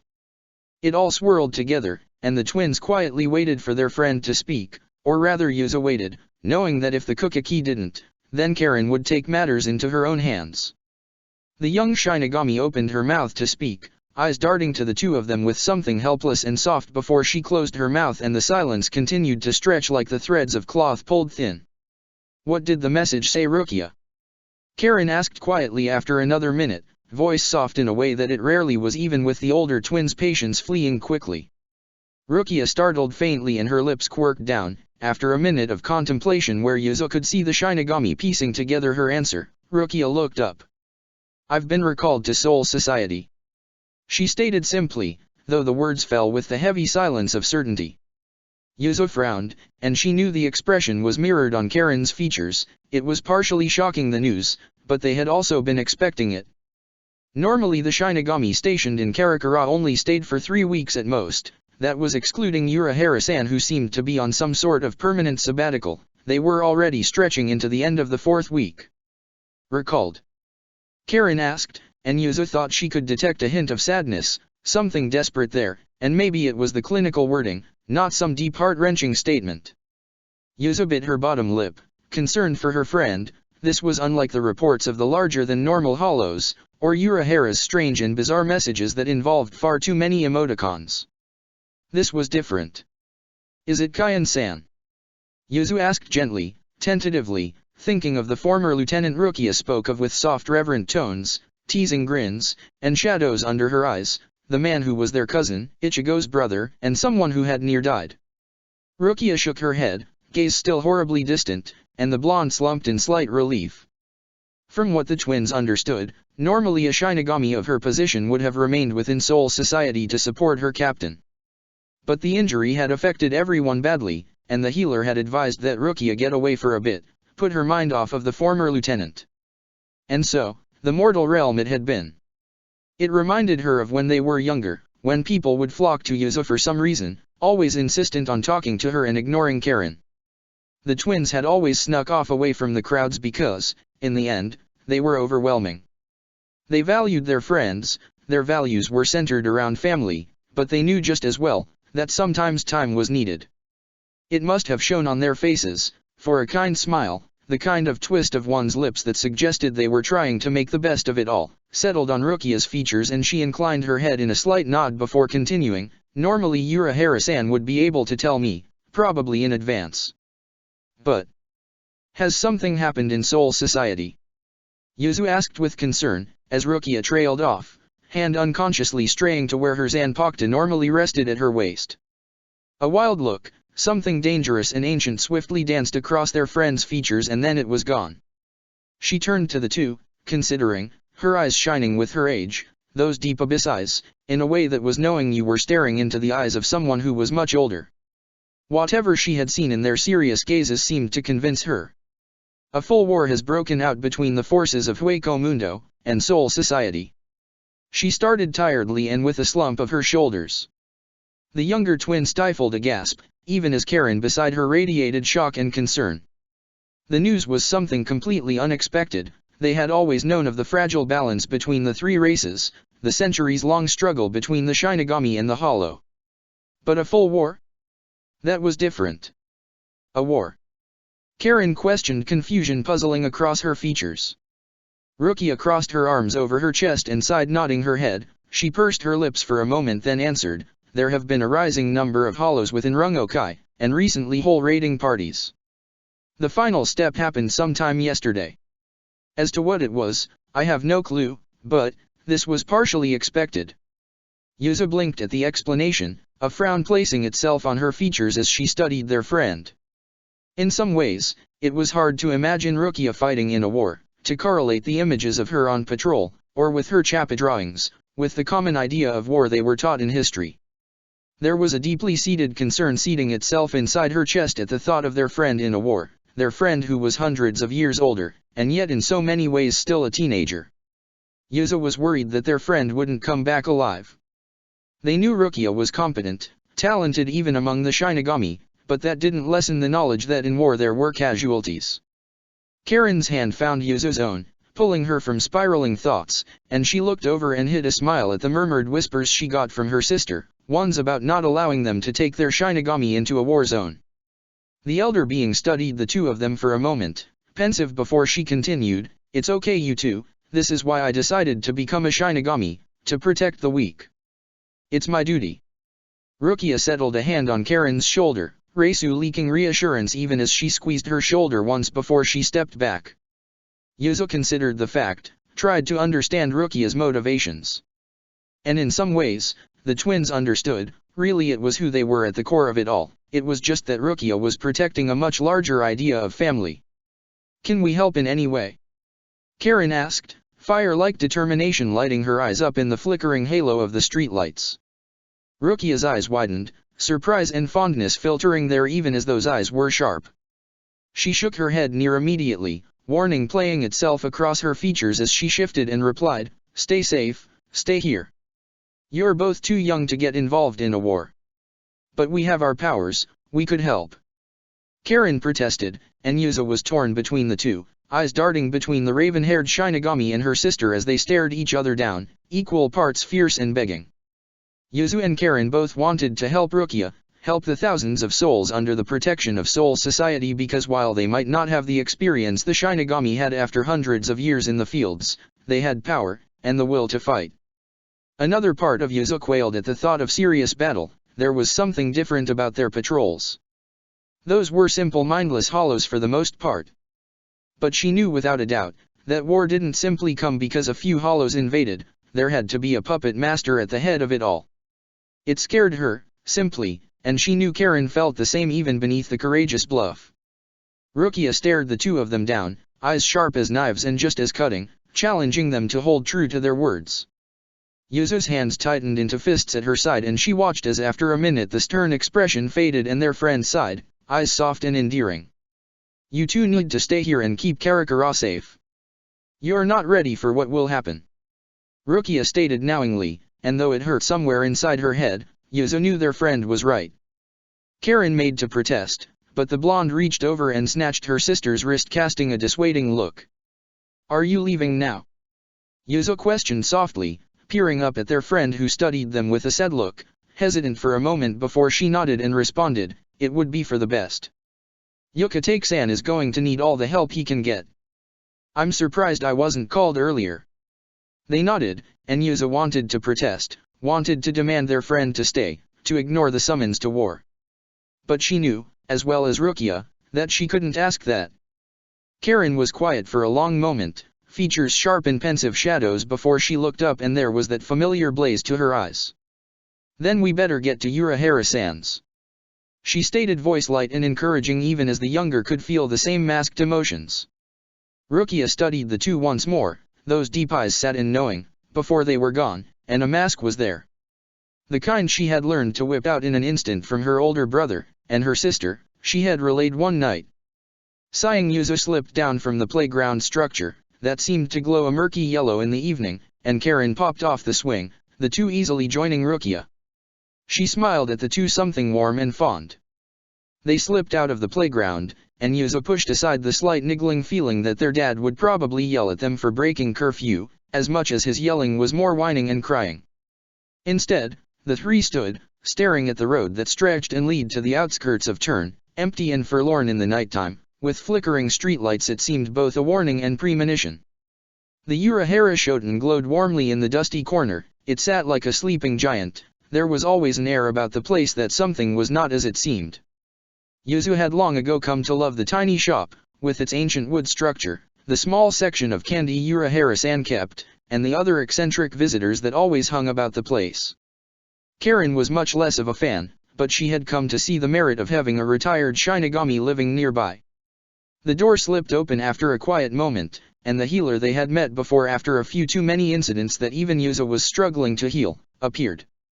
Amaya's warm blue eyes widened in partial shock when she saw the three of them, even as she stepped back, eyes darting towards the basement before back to them. Yuzu smiled kindly, falling into step beside the healer as the two raven heads forged ahead. There was a seriousness to the two that Yuzu recognized when they were in a battle that wasn't simple tactics. The basement training area was just as dusty as always, Yuzu observed mildly, glancing around at the sprawling mass of stone pillars and endless rusty earth. It still inflicted some awe to see the massive area hidden underground. Urahara-san appeared after a moment, striped bucket hat tilted over his features in his usual jest, and the familiar fan held gracefully in his hands. There was a seriousness that hung on his shoulders like the haori they sometimes saw Ichigo wear, and it reminded Yuzu in the same manner of Ichigo on that day in the rain. He studied the three of them, and his eyes were like bullets as they landed on Rukia. Some unseen message passed between the two Shinigami, the blonde's eyes narrowing, even as Rukia remained still, spine straight before the man's shoulders slumped, and he nodded.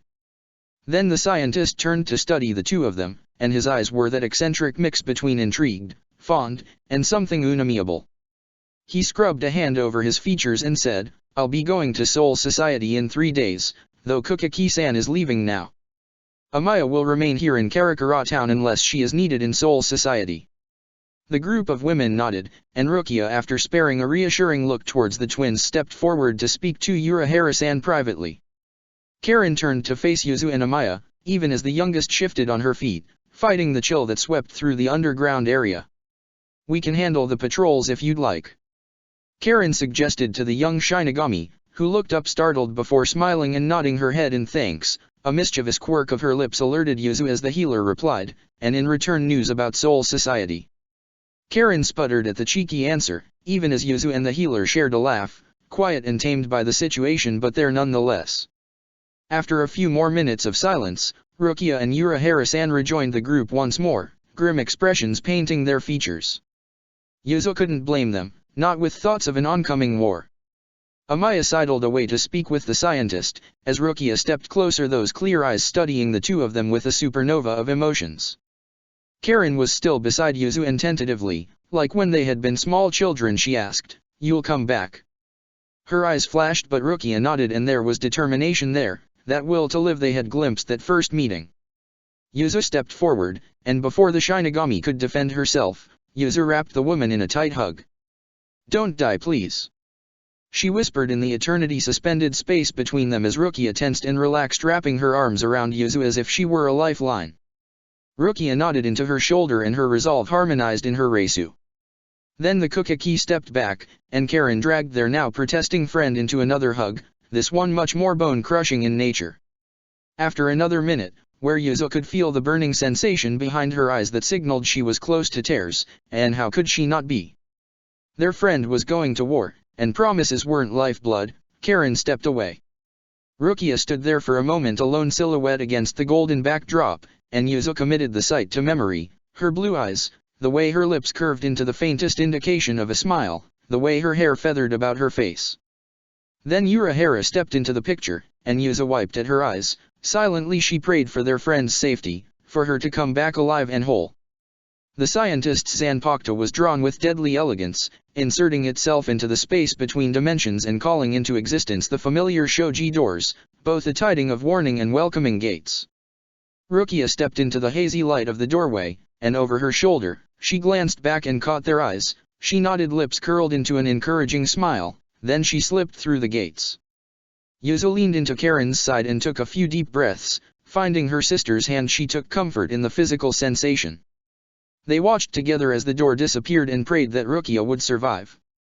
Ichigo slumped forward onto his desk, resting his forehead on the cool surface, with a put-out sigh.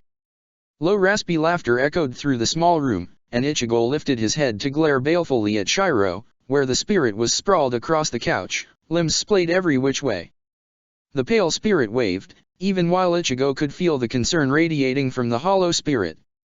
Asen in front of Ichigo stared in a slightly reproachful manner, mostly laced with concern. He almost wished for some of the elder spirit's sake, if only to take some of the edge off of the headache growing behind his eyes. But he knew Anohana would likely murder him if he started drinking right now. She was already yelling at him for the few times he smoked with Kayan.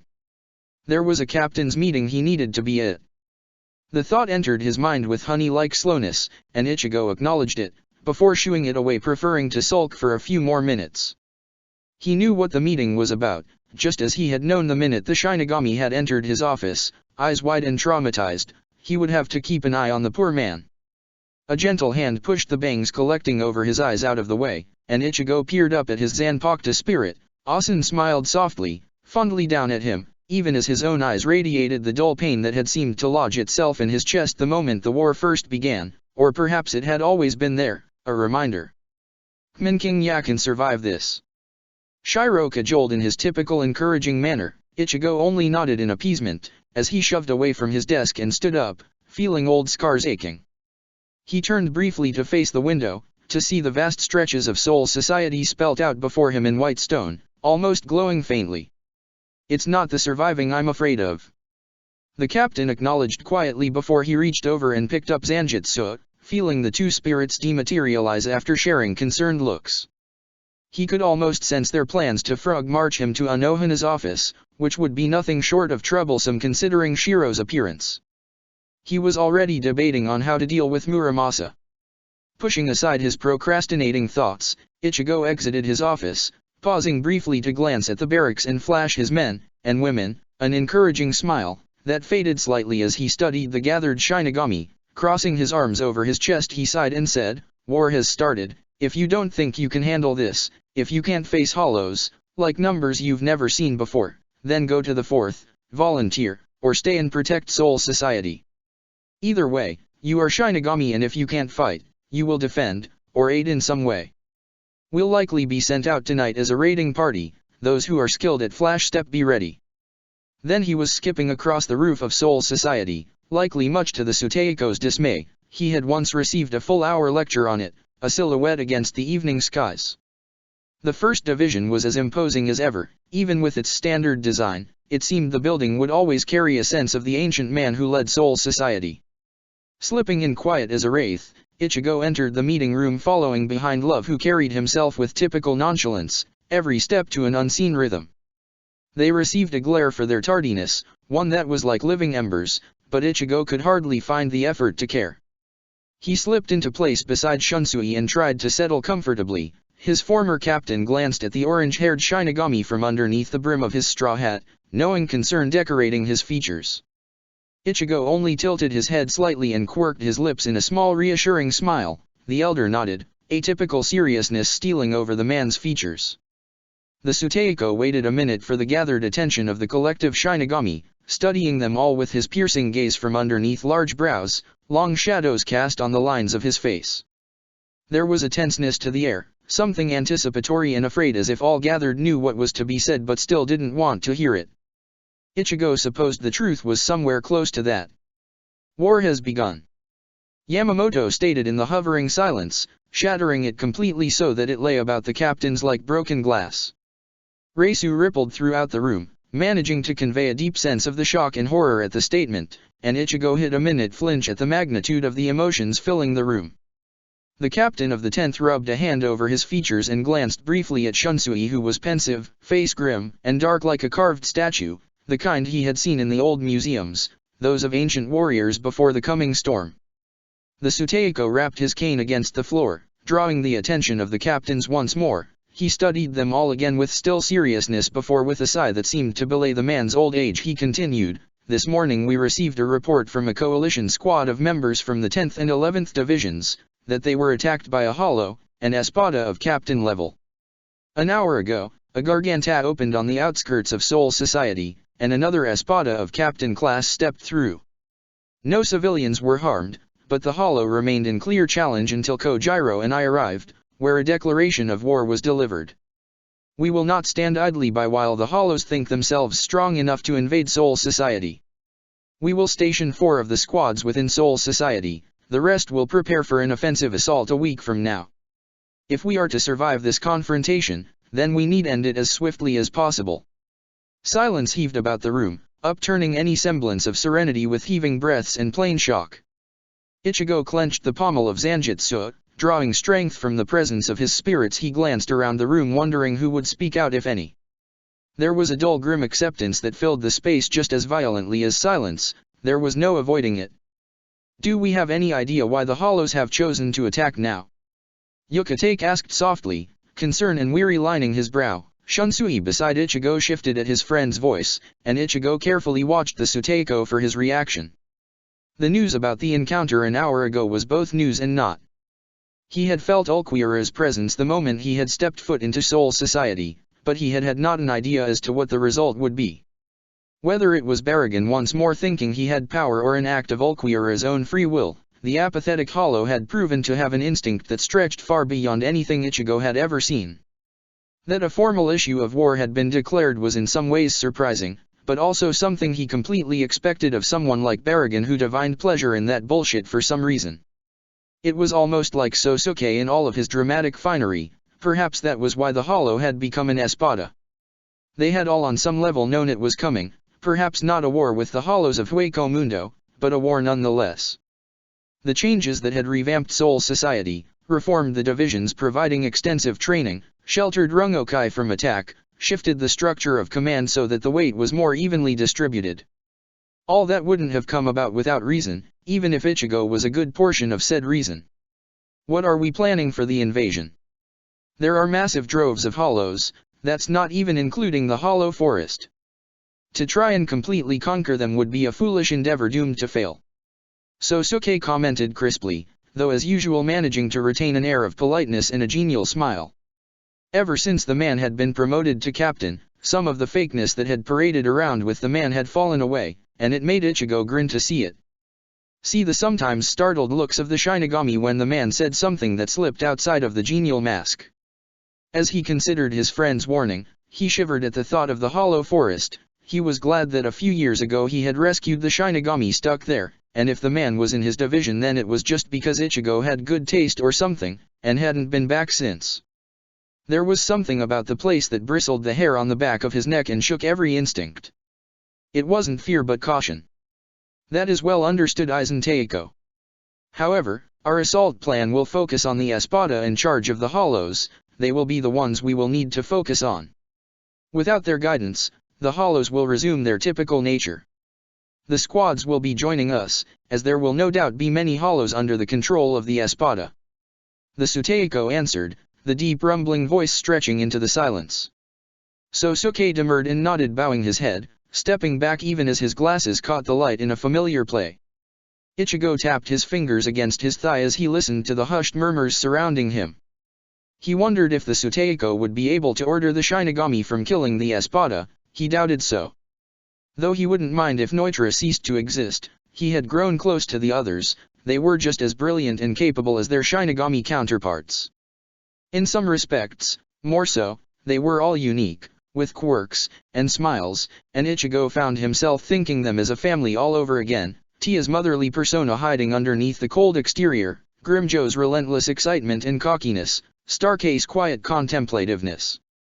The disquiet continued to surge about the room as the captains continued to discuss in quiet hushed whispers what the Suteiko had essentially spelt out for them. They were the ones who would be fighting the Espada, portents of unknown power and abilities. It reminded Ichigo deeply of the First Winter War, the battles surging forward, the powerhouses vs each other, and yet everything was so very different. The attack was on their terms, and there was no mystical godstone everyone was seeking. Yamamoto's Reisu flared throughout the room, and the temperature increased with his ire as silence once more fell. Ichigo glanced up at the old man standing there with a deep exhaustion in his eyes, barely noticeable to anyone who hadn't come to know the man, who hadn't come to know such exhaustion intimately. He almost debated dragging the elder to Anohana, as partial revenge, but also in general concern for the man who had become something of a grandfather.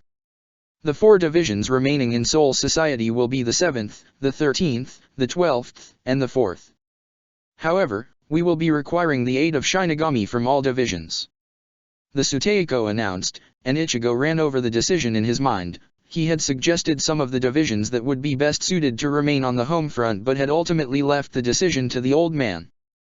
The 7th and the 13th would serve as the primary defenders of Soul Society, and while they weren't divisions that focused on brute force like the 11th, the 13th had an excellent mastery of Kido, and the 7th had developed into a division proficient in hand-to-hand combat, and Zanjutsu. Scientists by nature were not to be soldiers on the battlefield, they would better serve as the support they were, providing connections between the home front and the battle front, as well as updated technology. It also provided Sosuke with an outlet to watch over Soul Society. Though the majority of the 4th would remain in Soul Society to handle the wounded, it was simple fact that those particularly gifted would be running the field tents. The 4th will spare a squad of healers for the invading force. Anohana stated crisply and clearly, her melodious voice almost echoing in the chambers where they were gathered. The Suteiko nodded his assent to the statement, even as the captains who remain within Soul Society shifted through a wide range of emotions, though Ichigo thought he could detect relief in Yukate's eyes, and satisfaction in Sosuke's. Ichigo ran a hand through his hair, feeling the dull thrum of questions, almost nostalgia cling at the back of his head, memories of different war meetings, and chairs because they stretched into the long hours of the morning sometimes. Some part of him wanted to speak out, to guide the captains and assure them that everything would turn out all right. Another part of him just wanted to start walking and not look back. He was impressed by how much Soul Society had changed over the years. Even now it was different to the one he had first stumbled into. While tradition was respected, it wasn't adhered to, and slowly they were working out some of the kinks. Distantly the young captain wondered if it would be enough. "We will need to send out a reconnaissance team," Yuriuki suggested, stepping forward, composure silent and sharp as a knife. Hidden was the normally feisty and flirtatious woman, and in her place the captain of the 2nd. The Suteiko nodded and inclined his head forward, letting the Shihoin head continue. "I will take my division, but is there anyone here familiar with Hueco Mundo? It will provide us with a better opportunity. If so, we will also need a method to enter Hueco Mundo. I trust the 12th can manage that," the captain stated, and Ichigo rolled his eyes at Yuriuki's words. Sosuke nodded his head in agreement, eyes flashing to Ichigo as the captain resolutely stepped into the center and said, "I have experience with Hueco Mundo, my squad can join you on the reconnaissance mission."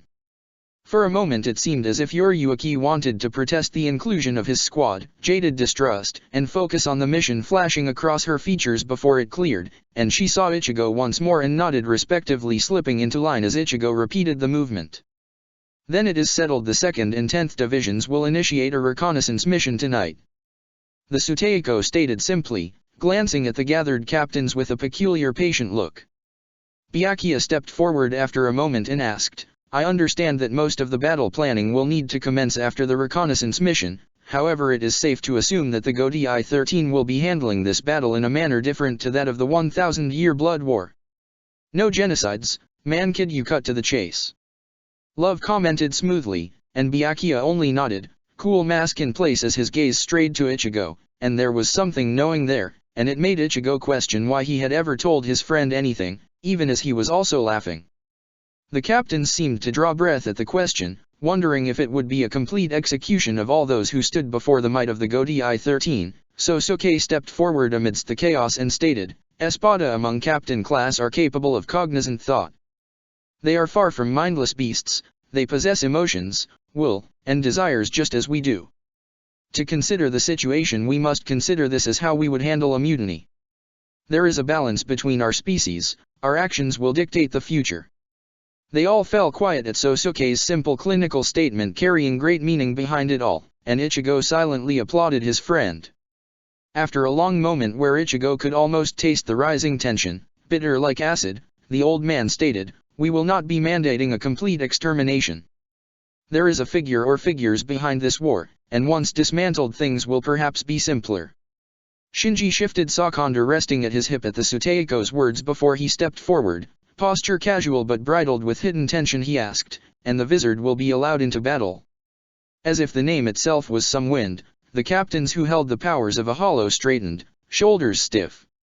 The Suteiko peered at Shinji from beneath his brows before he nodded in affirmation, and Ichigo saw the barely perceptible slump of his shoulders in relief as he returned to the line. The silence lingered for a few more moments before the Suteiko rapped his cane against the floor and finally stated, "The reconnaissance mission will commence tonight. From there we will begin planning our offense and defense." Dismissed. They all bowed at the final words and began to shuffle out. Ichigo caught Yoriyuki winking at him from across the hall, and Ichigo almost wanted to flee, even knowing that woman was harmless, useful for a good cackle every once in a while, as well. Rubbing his fingers over his arms, Ichigo took a deep breath and pushed aside the weight of the future for a brief moment, passing a wink in the woman's direction before gliding out of the hallways. X. Chapter 49, Lowering. X. Yoriyuki leaned against the wall of the 10th Division, all sinewy careless seduction, her skin radiant in the light of the street lamps, in a way that Ichigo knew caught the attention of all around her, and she knew it as well, ever a feline at heart. Her chosen 2 squad members hovered behind her like silent wraiths, though Ichigo could see the 4th seat was uncomfortable with the waiting.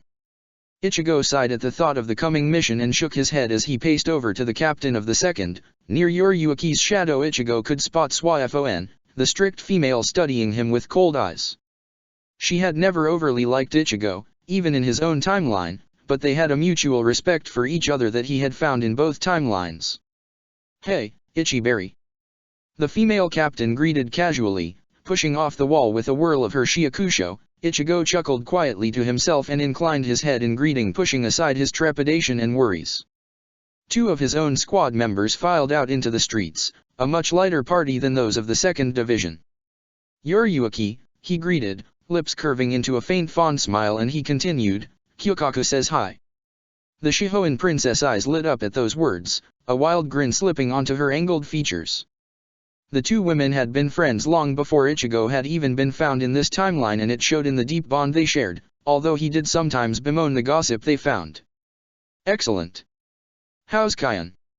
Yoriyuki asked pleasantly, voice lingering with unspoken emotion, worry and concern hid there, as she crossed her arms over chest.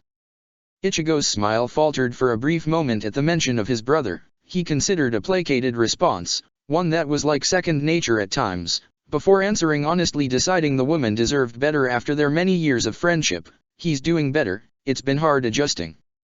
The captain of the 2nd nodded, eyes understanding where they studied Ichigo in the half-light of the night, gold eyes suddenly too piercing as she asked, "And you, Ichigo, how are you?" He grimaced faintly at the question, the expression slipping away before the others could take notice, and instead he let a cocky-sure smile slip onto his lips as he responded with a teasing wink, "Fine as always, Yoriyuki." She rolled her eyes at the answer, something there promising retribution for the avoidance, even as she began batting her eyelashes flirtatiously in insinuation before they both laughed in shared amusement, their mirth bouncing off the empty cobblestone. Ichigo took the moment and tucked it away for safekeeping. Their mirth fell away unspoken as the heaviness of the night became apparent once more, and together the 2 captains surveyed the gathered Shinigami, a collection of their best, those who had shown proficiency with flash step and had common sense when it came to the idea of stealth. "How do you want to do this, Ichigo?" Yoriyuki asked, deferring to his leadership. It was an almost nostalgic feeling, being in command, planning a battle, leading people.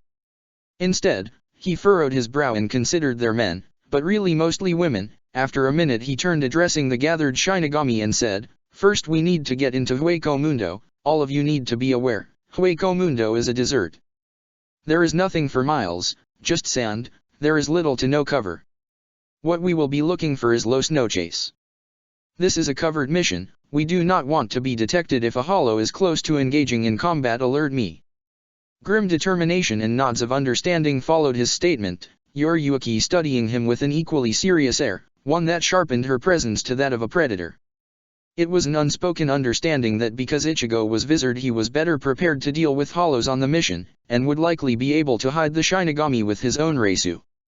What does Los Noches look like? A Shinigami from his own division, Yumi, if Ichigo remembered correctly, asked, voice soft and sure in the emptiness of the street.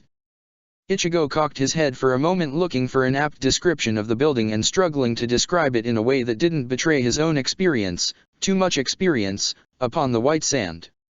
It is like a palace, though there is little to no ceiling, and it's built of a material that is a pale white. It is impossible to miss, as it is one of the only structures of Hueco Mundo, not to forget its size. He finally said, still struggling to describe the ancient sense to the building, how it felt different to the way Aizen had made everything so clinical. So that even sand that finds itself everywhere had no place in such a cold building.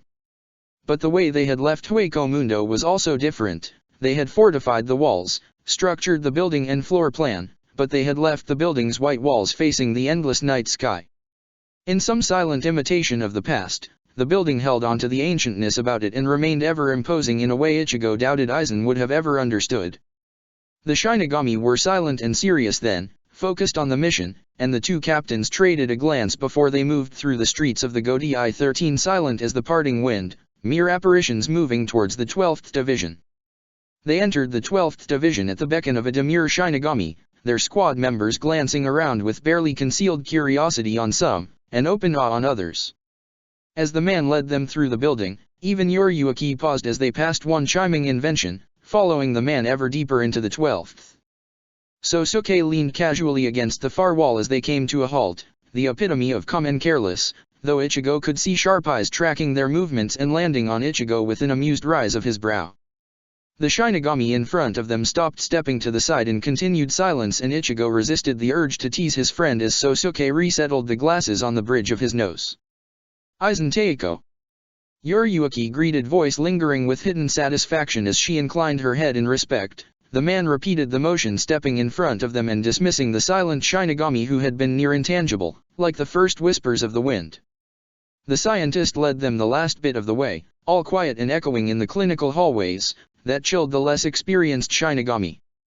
Stopping at a heavy door with a keypad, he leaned forward, adjusting his glasses on the bridge of his nose once more, and entered the code. The doors ground open with the slow crawl of suspension and finished with a final resounding slam. Sosuke smiled genially at the gathered Shinigami as he led them inside, ignoring the multitude of cautious glances as if the division didn't likely hold inventions far beyond the realm of dangerous. Ichigo only shook his head at his friend's antics. It was very similar to the invention Kisuk had whipped up within the mortal realm in Ichigo's own time, though with a great deal more finesse to it. Said structure was a great hulking mess of metal and wires splayed across the floor like a nest of spider webs with reds and green and endless black. It reminded Ichigo of more than a few health and safety violations covered in his high school education, but he shoved those aside and instead focused on the rest of the device. He suspected it was partially powered by the Hogyaku, though likely Sosuke's half, as the other Kisuk was studying in regards a replacement for Yukate's condition. They were still testing the potential of both stones, as Sosuke and Kisuk had developed two separate but similar stones. It reminded Ichigo faintly of the immortal quest for endless life sought in the Philosopher's Stone. Thinking of the blonde, as well as his alchemical dabbles, reminded Ichigo that Kisuk would be returning to Soul Society soon. Yoriyuki would be happy to see the scientist even with her semi-regular visits to the human world. Though Ichigo was slightly inclined to worry about the mortal realm, considering that his sisters had awakened their powers. The Garganta will open in the same location. You will have 3 hours in Hueco Mundo. At the 3 hours mark the Garganta will open. If you are not there, we will not be opening the Garganta again in that location. It would risk an invasion of greater numbers into Soul Society due to the high Reisu of the portal. You will be there until we can pinpoint a safe time, or until the invading force arrives.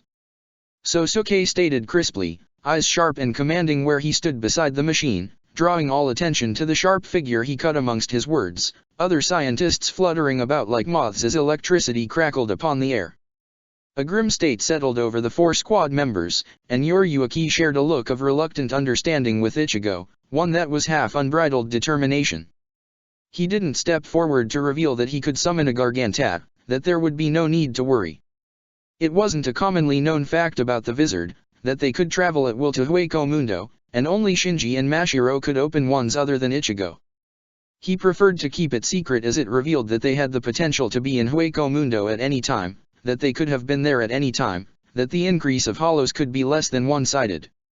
It would breed distrust among their ranks once more, less so among the high-ranking members, but there would be suspicious thoughts and wonders if one of them hadn't grown bitter and decided to betray Soul Society. Another part of Ichigo was scared of solo hit missions, to dart in and out and take out a target. He wasn't on Mitsukido, but because he could open a near-undetectable Gargantat, and because of Yoriyuki's training he had been given those missions on occasion. And he had hated them. Slipping through enemy lines like a cold killer, or in the blood war stalking and waiting for the kill like a predator. He knew the fear was irrational, that he wouldn't be forced to do that. But that didn't erase it. Because the Vizard would be expected to do more no matter what. So, he didn't mention it, even as Sosuke flashed him a reassuring look hidden beneath an Arctic expression. It would be fine as long as they returned within the 3-hour mark, and Ichigo would try his best to make sure it happened. He only hoped his own infamous ability to find trouble wouldn't make a reappearance. Studying the Shinigami once more, Sosuke pierced them with those dissecting eyes, conveying the gravity of the situation, what they were entering. After a minute the man turned and nodded to a Shinigami waiting by a circuit board. The man startled but slid forward, pushing a few buttons with careful ease. The air grew heavy with Reisu, like the tension before a storm, and with a crackle, the Gargantat tore open in the center of the room, hung between the 2 hulks of metal. Ichigo stepped forward first, unhesitant, leading the way. He flashed a last sparing look to Sosuke, who stared back in acknowledgement before Ichigo stepped through with an unheard sigh. Going through a Gargantat, other than the ones he created himself, was always slightly unsettling for Ichigo. It always felt as if there was a tugging sensation from behind his navel, but going through the created portal was something else entirely. Thankfully it did not spit them 30 feet in the air hovering above the sand, but instead in the shadows of a small dune. Ichigo stumbled out of the crackling portal from hell and moved out of the way, taking fortifying breaths as Shiro's raspy chuckles echoed throughout his mindscape. He rolled his eyes at his spirit's antics and instead focused on the other Shinigami stumbling out of the portal. Carefully he guided them away, letting them sit in the sand. Yoriyuki was the last to step through, features pale even as her composure remained in place. The only sign of her discomfort was the small frown twisting her lips.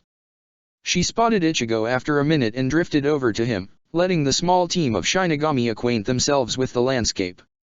Ichigo had almost forgotten how stunning Hueco Mundo was at first glance, the endless white sand, the sky like a sea of wispy ink, and the ambient Reisu. Stepping out of the cover of the dune with a glance back at their team, Ichigo surveyed their surroundings, intimately familiar with most of Hueco Mundo, even if most of the world was near identical endless sand. If he squinted he could spot the craggy tips of a large collection of trees that peeked from the forest hidden beneath their feet. He could faintly detect hollows in the distance.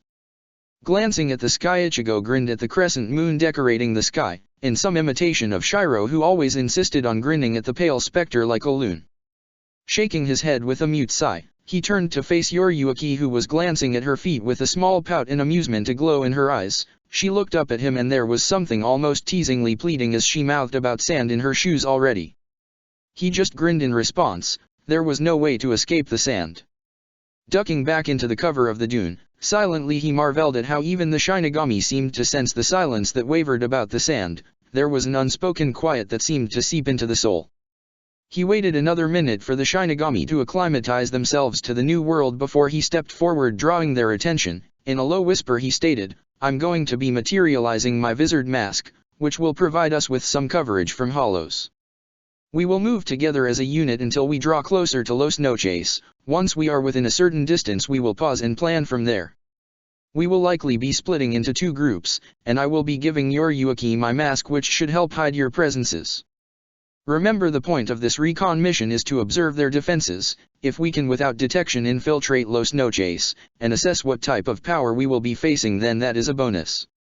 Remember, this is war." Those hollow attacks the past few months.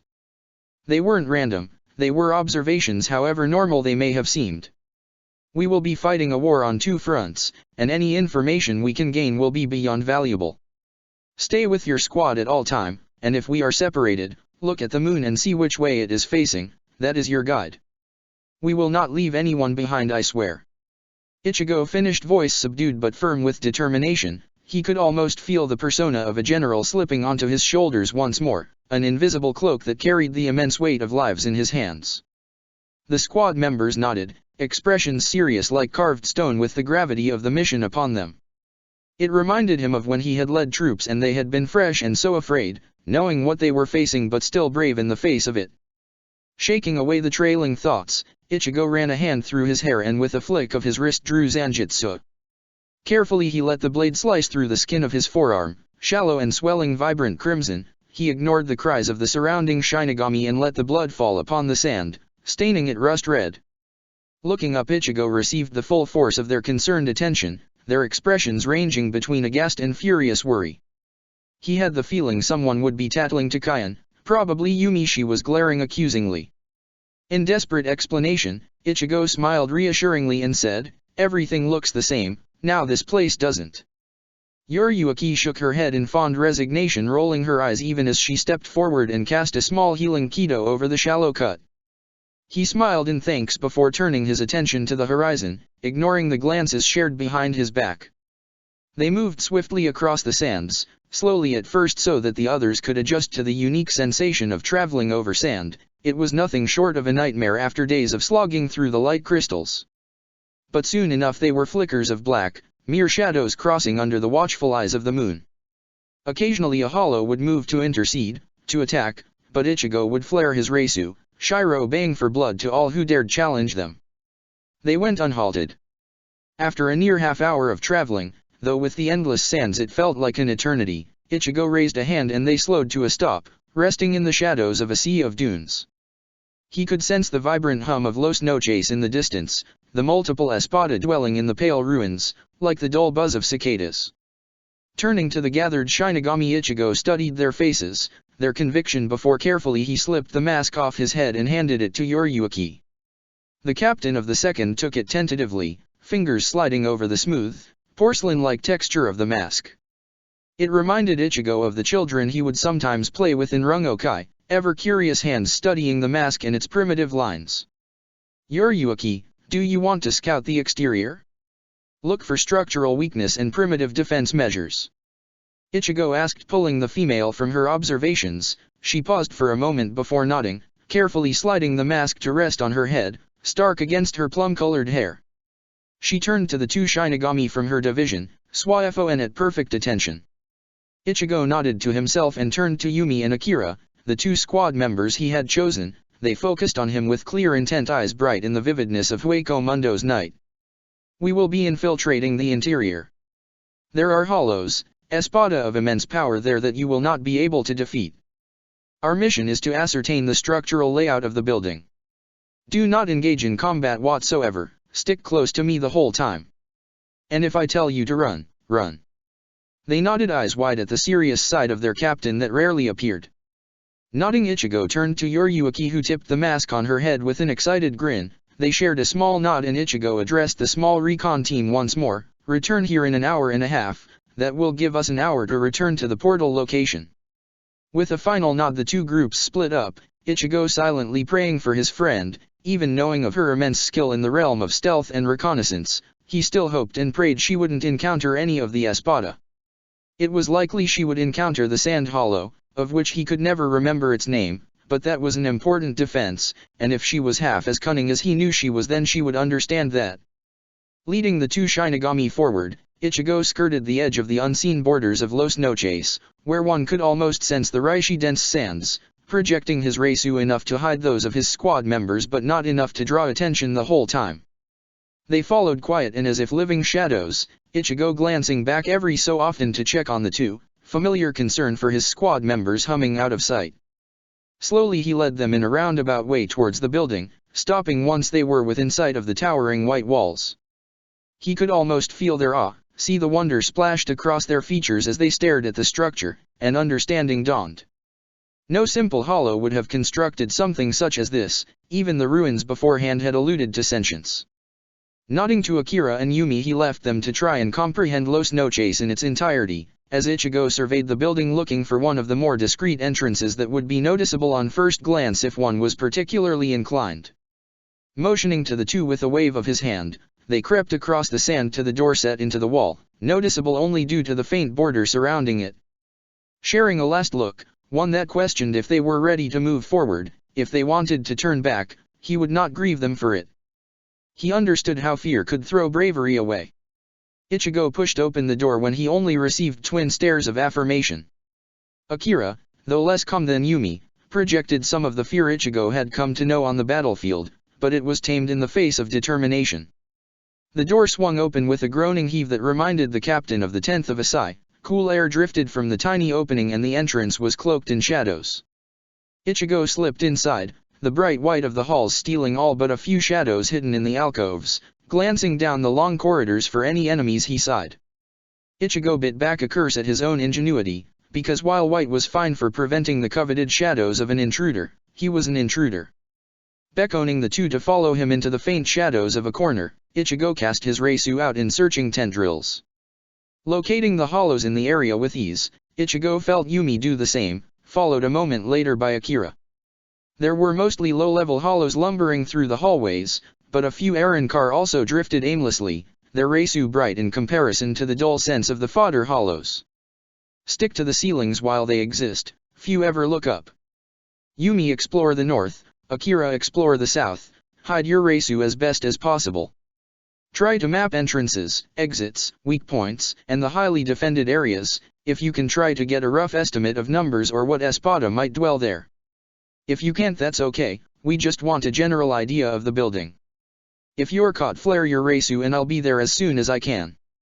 I want you to meet me at the center of Los Noches, the area with a higher concentration of Espada, in half an hour.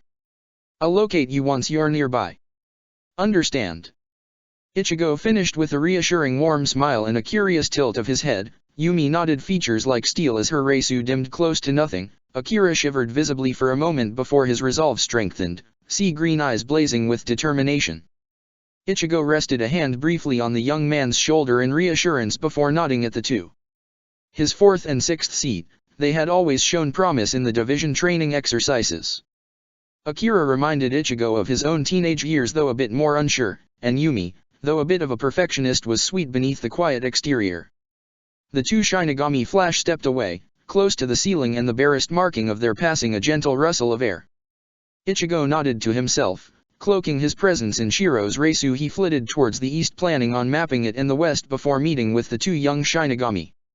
He was familiar with the layout of Los Noches, and as he darted through the long narrow hallways absently marking and holding onto what he already knew, another half of his attention was focused on Akira and Yumi. They met outside the large doors that served as the entrance to what Ichigo would call the council room, though a throne room would more adequately suit its purpose while Baragon was in power. The two large doors were propped open as if torn off their hinges, great gleaming metal that shimmered with night's folds. His squad members were slightly out of breath, though it was well hidden, where they stood behind him. Marking a large portion of the sprawling fortress while hiding their presence took a large amount of control, to say the least. Ichigo studied the two, wondering if it would be better to leave them in the hallway, hidden in the shadows where they could catch their breath. They had covered everything within the allotted time and he was beyond proud, but that didn't detract from the fact that they had exhausted some of their energy. His word was veritable. If whatever he saw in there was reported from him alone, the Suteiko would believe him. As if sensing his thoughts, Yumi pinned him with an unimpressed stare, managing to convey it through only a raised brow, and a curve of her lips. The captain of the 10th wanted to debate for a moment, to push that they stay behind for their own safety, when Akira turned and fixed him with large eyes that seemed to state that they would support their captain no matter what, even if said captain was too stubborn to accept it. Sighing softly to himself in resignation and acceptance, he felt Asen's amusement at the scenario as he slipped into one of the few shadowed rooms of Los Noches with a beckoning hand over his shoulder. The ceiling was a half-cobbled thing that held at the corners and the seams of the walls but was nothing but open sky in the center. In the middle of the large room a long table stood, the seats filled with the gathered Espada, Baragan at the head of the table in an ornate chair, while others lounged or slouched at the table. Starkey glanced over at the doorway, eyes narrowing for a minute, before a wolf's grin slipped onto his lips and he turned away, the only one to notice their uninvited guests, that is, until Ichigo caught Neliel's knowing and excited smile. They slipped close into the shadows, settling a fair distance above the ground, Reisu solid beneath their feet. Ichigo mimed, zipping a hand over his lips as the gathered espada finally settled. Baragan pushed away from his seat with slow careful movements belaying his physical age, the female hollow attending him disappearing as the old hollow coughed and silence fell with a ripple of corrosive Reisu. He stared them down, ancient eyes studying the gathered espada, and Ichigo watched in silent study, distantly keeping an eye on Yumi and Akira, noting their well-hidden shock at the variety of espada before them. Another part of him wondered how Yoriuaki was faring, praying that everything was fine on her end. Zamari, how have the raids on Soul Society progressed? The old hollow addressed, voice like the gravel of sand slipping through one's fingers. The large monk-like espada stood in one fluid motion, inclining his head in respect. He responded, "We have made incursions upon the outer districts, and have slowly moved closer. We have been halted by the patrols of Shinigami sent out, as well as the local militias, but with Sail's aid we shall be moving deeper into Soul Society within the coming week." The Hollow King nodded, a pleased expression settling on line features. Zamari sat down with a hum. The Hollow turned next to Haribel and asked, "What do you think of our army?" The female stood, stiff-shouldered and like ice. She responded, "Our forces have come a long way. The fodder is able to recognize basic commands and move as a unit." Again, Baragan nodded, pausing for a minute to study the gathered espada before landing on Ulquiorra, a bland expression sitting on the bat-like espada's apathetic features. The Hollow King's gaze flashed next to Yemi, who was obviously bored. Before returning to Ulquiorra he asked, "How does reconnaissance in the mortal realm fare?" The pale monochrome espada stood and in dull monotone responded, "There are a numerous amount of spiritually sensitive mortals in Karakura town, the location of the Juriki, but none that pose a threat." Ichigo's heart stopped in his chest at the mention of his hometown, and the vague thought of the twins being discovered by Baragan, or anyone for that matter. If their heritage, let alone their existence, were discovered, all forces would be vying for their favor, or to destroy the potential threat they represented. They simply held too much power. It irritated Ichigo to hell and back sometimes how much their lives hung by a thread suspended in balance. He pushed aside the worried rambling of an older sibling and refocused on the meeting below. The Hollow King continued to question his subjects, some barely containing their ire at the old man, or amusement such as Neliel, or glaring at the other espada across the table, especially some of the more aggressive ones. Grimjo. Updating their leader on weapon supplies, force numbers, and other reconnaissance into the hollow forest which had been strangely misled. The three Shinigami remained quiet and in the shadows the whole time, where Ichigo could feel the shock of his two acolytes at the force assembled before them and the plans for the coming war. He knew that most of Soul Society, most of the Godii 13, hadn't truly considered the Hollows a threat in the coming war. They had been mindless beasts who were cobbled together with little order, the anathema of the pillar of order that was Soul Society. Here they were, a functioning enemy, an army with generals, and a base of operation. Their tentative place within the shadows was lost in one blinding unforeseen moment as Baragan studied the hollows gathered. Nodding to himself, the man announced, "We will attack Soul Society within a fortnight. Prepare your forces." Akira gasped next to him, Reisu flaring like the flutter of a moth's wings, faint and barely noticeable above the din of the more bloodlusty hollows' cheers and raging Reisu. Ichigo held his breath and hoped, heart hammering impossibly loud in his chest as Akira stared, wide-eyed horror seeping into his young eyes. A bang on the table silenced the espada and echoed around the halls as Baragan stared around the room, piercing and hard as iron, before landing on the thick shadows of the ceiling. With a wicked bone-sharp smile he called out, "It seems we have an uninvited guest." Surprise rippled through the gathered espada, even as Ulquiorra stood without prompt, well versed in his superimposed position of executioner, leathery wings appearing in the half-light of the council rooms as whispers and hushed murmurs filled the air like the waiting presence of a predator. The third espada glanced around the room, and Ichigo knew he would find them in less than a minute. Ulquiorra had the fine control of someone who could count grains of sand. And he knew the bat-like espada who had become something of a friend couldn't ignore their presences forever, because Baragan's attention was on the hollow and the existence of intruders, and there were two Shinigami at his side. He tugged harshly on their shiakushos and pointed his eyes to the opening in the ceiling, desperation and adrenaline sharpening his features and eyes like razor points, begging them to listen to his command. Akira's eyes were twin pools of regret, and Ichigo softened minutely towards the young man before pushing them forward. Yumi glanced behind her with clear concern. Ichigo pulled his Reisu towards himself with a brilliant burst of Shiro's powers and drew the attention of every espada in the room. He felt as they slipped out into the night, noticed by Stark and Tia, who said nothing in the tense silence that waited for the executioner's blade. With a soundless beat of powerful bat-like wings, Ulquiorra was hovering above the table, a terrible still specter, eyes pinning Ichigo like an insect, hidden in the darkness as he was. Those eyes held some emotion, but it was far and distant, ever the perfect actor. Ichigo bolted in one quick movement, slipping out into the night above Los Noches where he could spot his squad hurtling towards the horizon. Instinctually he knew he would have only a few minutes to escape.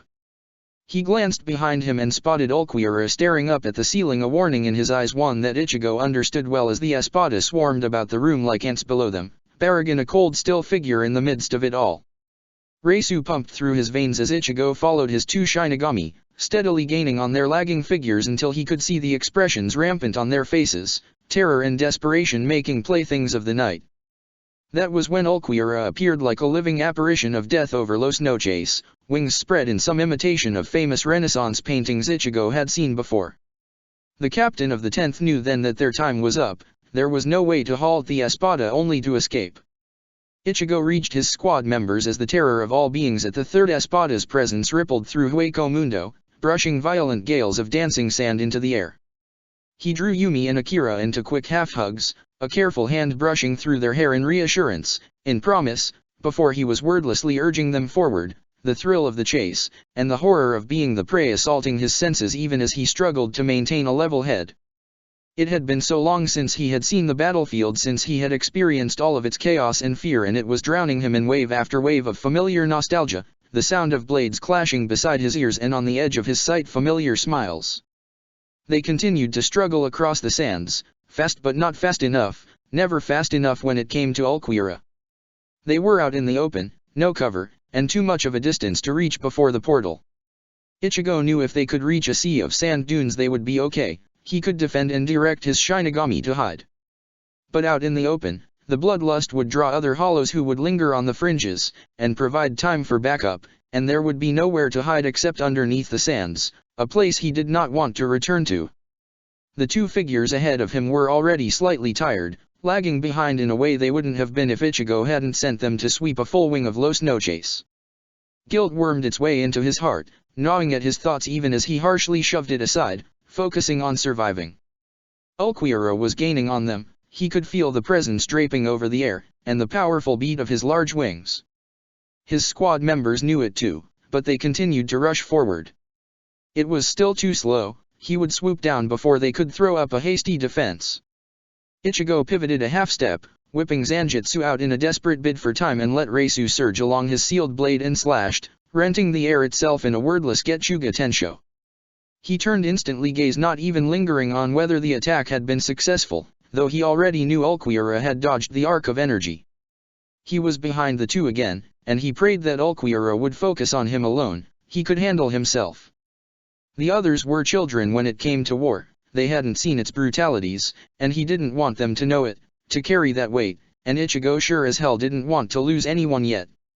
Then it happened, and Ichigo's heart stilled in his chest, silence rushing past him and surrounding his every sense. Yumi tripped, stumbling over the air in her own footwork, and she collapsed into the dune below, time like the sweep of the pendulum. Ulquiorra, hovering above like the executioner's blade, began a steep dive, blade glinting like a needle in the fire-lit night of Hueco Mundo. Reisu surged through his veins, eyes glowing a faint hue of blue as Ichigo surged forward, intending on moving his squad member, a Shinigami under his care, out of harm's way. And if not that, then he would take the blade for her, he could survive it. Her eyes were wide with terror, tears gathering there as he could almost see her mouthing desperate last words, about a family, about not wanting to embrace death. They were two forces moving at nearly invisible speeds, Ulquiorra spiraling through the skies, and Ichigo across the sands. His Zanpakuto spirits were deathly quiet within his mind as Ichigo pushed himself harder. Ulquiorra ever closer, a phantom of death in apathetic disguise, cast almost as a falling angel. He was close enough to reach out and touch her sleeves, and she looked at him, watery amber eyes pleading, begging him to save her, careful masks tossed to the wind. Ichigo plastered a reassuring smile across his lips and the sand skirted around his form as he pushed her out of the way, Reisu propping her to her feet as Ichigo turned, sinking into the sand, Zanjutsu catching Ulquiorra's blade as it drove into his arms with the full force of the Espada's descent, like the morning star descended. Ichigo grunted, struggling against the blade as Ulquiorra's large bat wings folded against his back, the normally impassive mask broken for a moment with those normally blank eyes expressive like a painting, emotions visible like brush strokes and hues. Then it was gone, two actors cemented in their roles. Ulquiorra swung his blade, a rapid flurry of attacks that Ichigo struggled to defend against from his low vantage point, the weight of gravity pushing against his arms and the adrenaline surge leaving breath shaky. He could feel Yumi nearby and desperately called out, "Go, I'll be okay, meet at the portal." The moment of distraction cost Ichigo as a kick slammed into his chest and he was sent flying across the sand, rolling, coming to halt, desperately bringing Zanjutsu up to parry Ulquiorra's fierce advance. He could hear Yumi screaming something even as her presence began to move away. In a half-aware state he searched for Akira. Ichigo's search was cut short as Ulquiorra charged a zero point blank and with the same empty mask let his Reisu explode outwards. Zanjutsu deflected most of the damage, the blast radius sending the sand around him flying everywhere, almost crystallizing it with its strength. He could feel the heat of the blast tickling his features as Ichigo reached and jammed his left elbow into the side of Ulquiorra's face. The hollow flinched and Ichigo took the moment to slide out from under the Espada's blade even as he only gained a breath before Ulquiorra was on him again. As he deflected the flurry of attacks that weaved about his defense, he attempted to push for an offense and searched for the presences of his squad members, cursing out loud as he was forced to halt as an overhead attack forced him into the sand once more. Panting, Ichigo growled and pushed back against Ulquiorra, desperately trying to split his attention between the battle and his squad, knowing that he couldn't, not when facing Ulquiorra, and not when flashes of another battle echoed in his head, and the feel of a hole through his chest tickled his senses. Ichigo coughed as he fell to a knee, blade held over his head as Ulquiorra pushed against Zanjutsu. His face as impassive as ever where it stared into his eyes, sweat beading his own temple, and his bangs tangling together in front of his eyes in wisps of orange. Reisu pulsed along Zanjutsu's blade as he prepared to release his Shikai. He could sense Ulquiorra gearing to do the same, the air heavy and acrid with their Reisu lingering like an electric storm, clouds gathering on the horizon. Ulquiorra was a millisecond faster, and with a brilliant coalescence of Reisu, Ichigo was sent flying, rolling once more over the sands and silently lamenting how long it would take to get rid of the sand as he righted himself fast. But not fast enough as Ulquiorra's blade beelined towards his abdomen and Ichigo struggled to unbury Zanjutsu from its tomb within the sand. He was too slow, but it wasn't anything close to mortal wound. Ichigo winced, staring defiantly into Ulquiorra's eyes even as he tugged uselessly at Zanjutsu attempting to free the blade. Time seemed to slow to the consistency of molasses, dragging at his senses and slowing every moment to liquid softness as he braced himself for the pain. A Zanpakuto sliced through the tension, catching Ulquiorra's blade, and the moment was broken as Akira grinned at Ichigo, the expression shaky and the man's eyes watery. The two fighters hadn't even noticed the young Shinigami approach, too enthralled by the other's presence, focused on the battle alone. At some point, Ichigo had assumed his squad members were safe and had focused most of his attention on trying to gain the upper hand, or Akira was better at hiding his riot. So then Ichigo remembered. "Need a hand, Captain?" Akira asked faintly, strain becoming clearly visible on his features as he pushed back against Ulquiorra's superior strength. Ichigo freed Zanjutsu at that moment and added his blade to the mix, pushing Ulquiorra back and releasing a small Getsuga Tensho to give them enough space. The captain of the 10th nodded at his 6th seat, and the two returned their attention to Ulquiorra charging forward even as the Espada flew across the sands to meet them. They were disjointed, having rarely dueled together, though he had made time to occasionally duel with those over the 10th seat. There simply wasn't the experience between the two necessary. But they tried replacing what they lacked in teamwork with determination, Ichigo maintaining an offensive while Akira defended. He could sense presences drawing closer, from seemingly all directions and of no identifiable presence, enemies or allies. He pushed aside the distraction and ducked out of range of Ulquiorra's blade, Shiro hissing in his mind, the tense air growing heavier, and it reminded Ichigo bitterly of his own war. The third Espada was gaining ground, even as they fought desperately. He could sense it, the weariness still lingering with Akira, straining at Ichigo's own limbs. Though he could likely continue fighting for the whole day, he was losing his peak, which when fighting someone of Ulquiorra's caliber with a sealed blade was not the best idea. Ichigo once more started channeling Reisu along his blade, the Reishi spiking in black arcs against the gleaming metal. Once more Ichigo was interrupted as a well-placed kick sent Akira flying backwards, landing with a thud that was near silent, dampened by the waves of sand, and a small Siro was sent Ichigo's way. Zanjutsu flicked upwards, catching Ulquiorra's blade as the Siro crashed into the sands behind him, and he resisted the urge to glance back and check on the young man. Instead, he deflected Ulquiorra's uppercut and crouched, sweeping low, aiming for the hollow's spindly legs. From his slightly higher elevation, the third Espada summoned his Reisu, and with something once more near point-blank range cast another Siro, forcing Ichigo into the sand as he deflected the power, scorching the white sea surrounding them. He couldn't even catch a breath, couldn't seize the minute moment of concentration needed to release Zanjutsu as Ulquiorra pressed his advantage, a flurry of attacks appearing out of nowhere like glass wings, fluttering with graceful fluidity. The hollow had always been fast, and Ichigo felt it as he defended, his shoulders ache in protest. The captain of the 10th whirled around as Ulquiorra disappeared, the telltale hum of Sonito alerting Ichigo as he caught the blade, only to flinch as a clawed hand stretched out to slash across his features. It was the opening the third Espada needed as he fluidly dropped and reversed his blade and drove it forward. Ichigo braced himself, breath caught in his lungs as he prepared for the pain, knowing he wouldn't die. Shiro wouldn't let him. His eyes widened in shock as suddenly Akira was in front of him, and the blade was piercing the young Shinigami's torso in one clean movement that sent blood staining the sand with his lifeblood. He cursed out loud, emotions bubbling forward into overdrive as the moment snapped back into focus, even as he caught the wounded Shinigami with one arm, the other swinging Zanjutsu around to catch Ulquiorra's blade. The hollow was unflinching in the face of the mortal wound he had dealt, still pressing forward with the mechanical movements of someone not entirely there. Ichigo sprang back a few paces, desperately trying to put distance between the hollow. He shushed his instincts, the one telling him to rip apart the enemy, to toss aside everything but the battle. Tearing his Haori off, he gently lowered Akira to the ground, telling him hastily in murmured whispers to apply pressure to the wound, and to, for Kami's sake, hold on, you damn stupid idiot. He caught Ulquiorra's next strike with Zanjutsu's dual blades, Reisu dancing around his figure as he struggled to end the battle as quickly as possible. He could sense Yoryuki faintly now, knowing that she was nearby, but not a precise location. With a growl he released a Getsuga Tensho, Reisu surging from his blades and pushing Ulquiorra back. He pressed his advantage, swinging furiously overhead, to the side, down, up, catching the rapid flurry of return attacks with his breath heaving in his lungs and his attention half focused on his wounded squad member. Then Yoryuki was there with Swaifon. She nodded at him once, golden eyes feral in her Reisu like a burst of tempestuous thunder itself. He turned, nodding once at Ulquiorra, who nodded imperceptibly in return, canvas eyes apologetic as their battle was finished. Akira was collapsed on his Haori, a stark figure against the endless sands, hand weakly hovering over his wound, even as Yumi beside him pressed her hands to his torso, tears dripping from verdant amber eyes, and bright crimson coating her hands.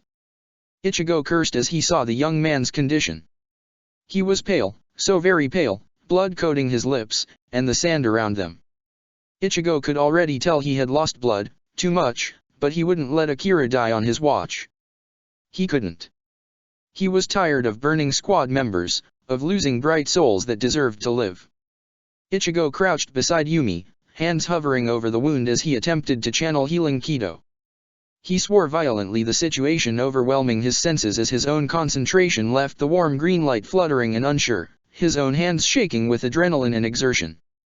He grasped one of Akira's hands and rested his forehead against the warrior's, taking a deep calming breath that drew on Asen's presence. He whispered, "You stupid idiot, I could have taken it.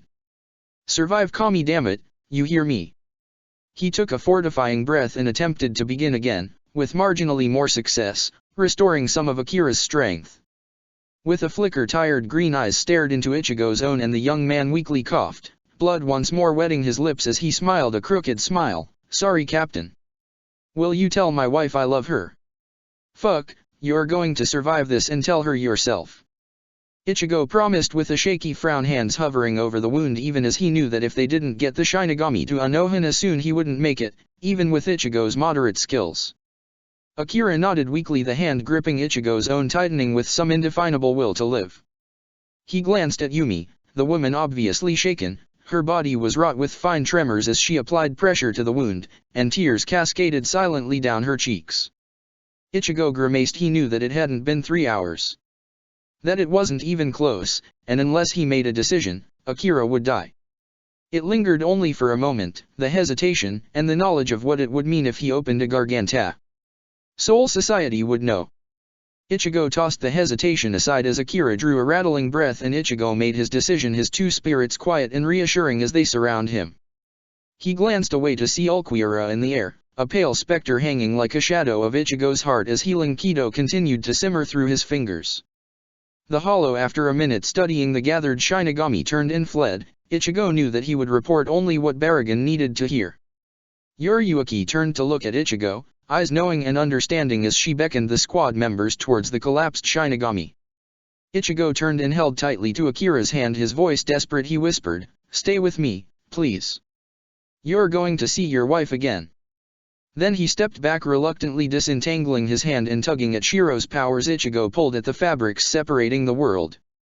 The Garganta ripped into existence with an ominous crackle, Yumi looking up with obvious shock even as Yuriuki corralled her division members closer to the portal. Bending down, Ichigo made eye contact with Yumi, smiling reassuringly as he gently lifted Akira into his arms, blood instantly staining the white lining of his Shiakusho, though Ichigo hardly noticed. He nodded his head, knowing that he would need to go through last to maintain the portal. Yumi went first, followed by 3 blurs of shadow that Ichigo knew was Yuriuki and her division members, and finally, Ichigo stepped through the portal, casting a last glance at Ulquiorra, who remained in the skies, the distance between them tangible. Then they were in the 4th, and Ichigo was begging Akira to hold on a little longer as healers swarmed their squad. They were close, so close. He could feel the man's life force fading, like a candle gutted too soon, flickering in high winds, blood staining Ichigo's hands like the sand of an hourglass. The 6th seat was placed on a gurney and rushed inside, Ichigo following as he continued to supply healing Kido, encouraging Akira to keep his eyes open, and Takami stay with them. Blood was covering his hands. He didn't even notice as he gripped Akira's hand, feeling the death grip the other man had on Ichigo's hand fading along with his strength. Ichigo already knew what would happen, but he refused to believe it, refused to lose another Shinigami under his watch, even as they slid the gurney into one of the private rooms. Akira coughed loud and weak as if his own lungs desired to escape his failing body. He crushed Ichigo's hand, pulling his attention to glazed green eyes, and he knew it, but still, some desperate part of him wanted to scream for it to stop. "Captain, thank you. Please, tell my wife I love her," Akira said slowly, his strength sapped by his final words. Ichigo nodded wordlessly, eyes blazing with promise. The tense figure on the gurney nodded once, a faint smile falling onto his lips, hand cool in Ichigo's grasp before Akira slumped, eyes glazed, and gone as the bright spark of life fled as all seasons do. Ichigo shut his eyes and took a breath, as he tenderly reached forward and slid open, eyes close, before pressing a kiss to the man's forehead. He turned away, slid over to the wall, unable to meet the gaze of the healers who fluttered around the body, who were unable to do anything, and of Anohana in the doorway studying him knowingly. For a moment Ichigo thought to blame them before he pushed it aside, knowing it was his own fault, his and the stupid brave boy dead on the medical gurney. Ichigo sunk to his knees and took a deep breath, letting Zanjutsu's comforting presence wash over him, and settle the grief and the 100 other emotions clogging his throat, and burning his eyes. X. Chapter 50, Jerful. X. Byakuya growled under his breath, from where he was seated at his desk, as the results of the recon mission Ichigo had been assigned to be delivered by a slip of a Shinigami whose eyes darted around the office as if plotting an escape route. Which, in the face of Byakuya's somewhat well-known temper among the 10th when it came to anything involving Ichigo, was a wise decision. Pushing aside the confusing blurb of emotions that bubbled beneath his carefully crafted Kukaki mask, the captain of the 6th bowed his head in gratitude, dismissing the member of the 10th Division. Part of him was beyond glad that the 10th had come to know their captain well enough that Byakuya had received a report before the imminent captain's meeting. Another part was in a half-flurried state of panic and worry over Ichigo. To hear that a Shinigami, a member of Ichigo's squad no less, had died on the mission, had all manner of alarm bells ringing in his head. Not to mention the fact that no one knew where the wayward captain was. He knew Ichigo, knew him inside and out, like the back of his own hand, the overall view and what mattered most, as opposed to the individual lines that formed a whole. And while he still held all manner of secrets to his chest, Byakuya understood the man's core, his soul. Losing someone on what was supposed to be a simple recon mission, one under his watch, would devastate him. Ichigo already knew all the lessons of war, things he had murmured to Byakuya in a half-conscious state, about how sometimes you couldn't do anything, about how the odds sometimes weren't in your favor. But that wouldn't lessen the grief by a heartbeat, because knowing the lesson wasn't any preparation for when it occurred once more. Running a hand through his hair in a familiar habit he had picked up from Ichigo, displacing his Kensei Kan, Byakuya pushed away from his desk, drawing on the soothing presence of Senbonzakura with an even breath as he plotted his next course of action, the main objective being finding his missing partner. A captain's meeting would likely be called in the next 2 hours, and he knew without a doubt that when it was called Ichigo would be there, clinical and to the point in the report, even if he was far from stable on the inside. The mission team had returned an hour ago, appearing in the fourth in a manner that would likely circulate the gossip circles for weeks. Which left Ichigo an hour to disappear, and Byakuya at least an hour to find him, because Byakuya wasn't leaving Ichigo alone when he knew what his love would be like, anything from reckless to morose. Deciding to start with the fourth, Byakuya exited his office. Glancing around the division courtyard in the low light of the evening, he spotted a familiar head of outrageous red. Byakuya let his presence flare, calling his lieutenant over, who straightened imperceptibly before turning and spotting Byakuya, who waited patiently for the young man to arrive. "Captain?" Renji asked quietly, demurring in the shadows of the veranda. Byakuya smiled briefly in reassurance before responding, "I'm going to find Shiba Teiko, please look after the division. If I am not back when the captain's meeting is called, please attend in my place and inform them of why I was unable to attend." The lieutenant's eyes widened in understanding, and with a flash of experienced humor, it wasn't the first time Byakuya had run off after Ichigo, before being replaced with a serious expression, the intelligence that was rarely used slotting into place behind his eyes. Nodding his thanks, Byakuya turned away from his lieutenant and exited the division, quickly picking up speed as he flash-stepped his way to the 4th Division. The normally subdued and quiet division was bustling with tension and energy when Byakuya entered, some hush falling as he entered the long medical bay where the 4th Division members were running about like students before an exam. Anohana swept out from one of the back rooms. Hair was done up, for once, in an elegant bun. There were lines around her eyes and at the crease of her mouth that alluded to the rough nature of the day. The coming war was affecting them all. He inclined his head in greeting as the imposing woman paused before him. She glanced once around her division in observation before turning to face him once more. She nodded with a motion of her head and turned, moving back the way she had come. Byakuya took the silent invitation to follow and trailed behind the woman, idly glancing at the few patients on the medical gurneys. She led him into her office, with its large circular window and the faint smell of aloe that always reminded Byakuya of his grandmother. The captain of the 4th slipped into the chair behind her desk with a muted sigh that betrayed her exhaustion, and Byakuya took the proffered chair. "You're looking for Ichigo?" she asked, though they both already knew the answer, the question more of a statement. He nodded, hand unconsciously straying to Senbonzakura's hilt. Anohana hummed for a moment before she stated, "He was hit hard by the loss. I would expect nothing less of Ichigo and his hero complex." He spoke to the other member of his squad, Yumi, to comfort her, and then Yoriuki-san briefly. After that, he left the division. "I have little idea where he may have gone, however, I suspect you will have many more ideas than I, Kukaki-san. It would probably be helpful to speak to Shiho and Teiko, she may be able to give you an idea of how bad he seemed." Byakuya processed the information quickly and with a familiar pang of sadness. Ichigo was always one to put his duty first.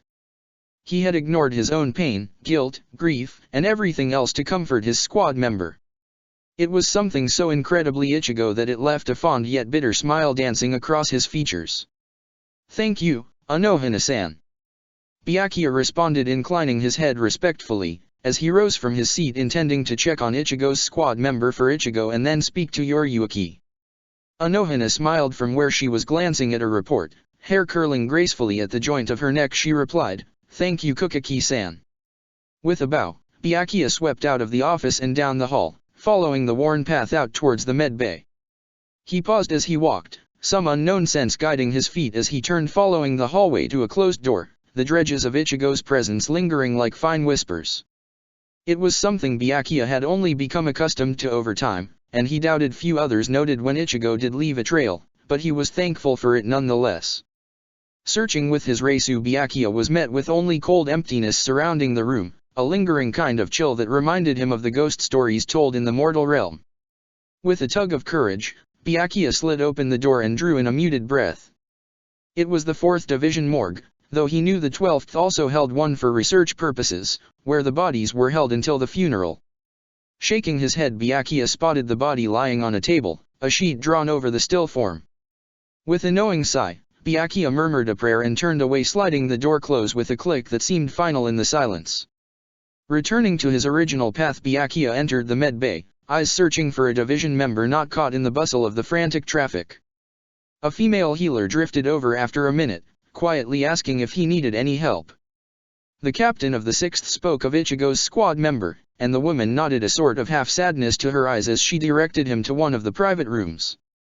Thanking the healer, Byakuya paused outside of the private room, taking another fortifying breath. He was taking a few of them today. He entered the room.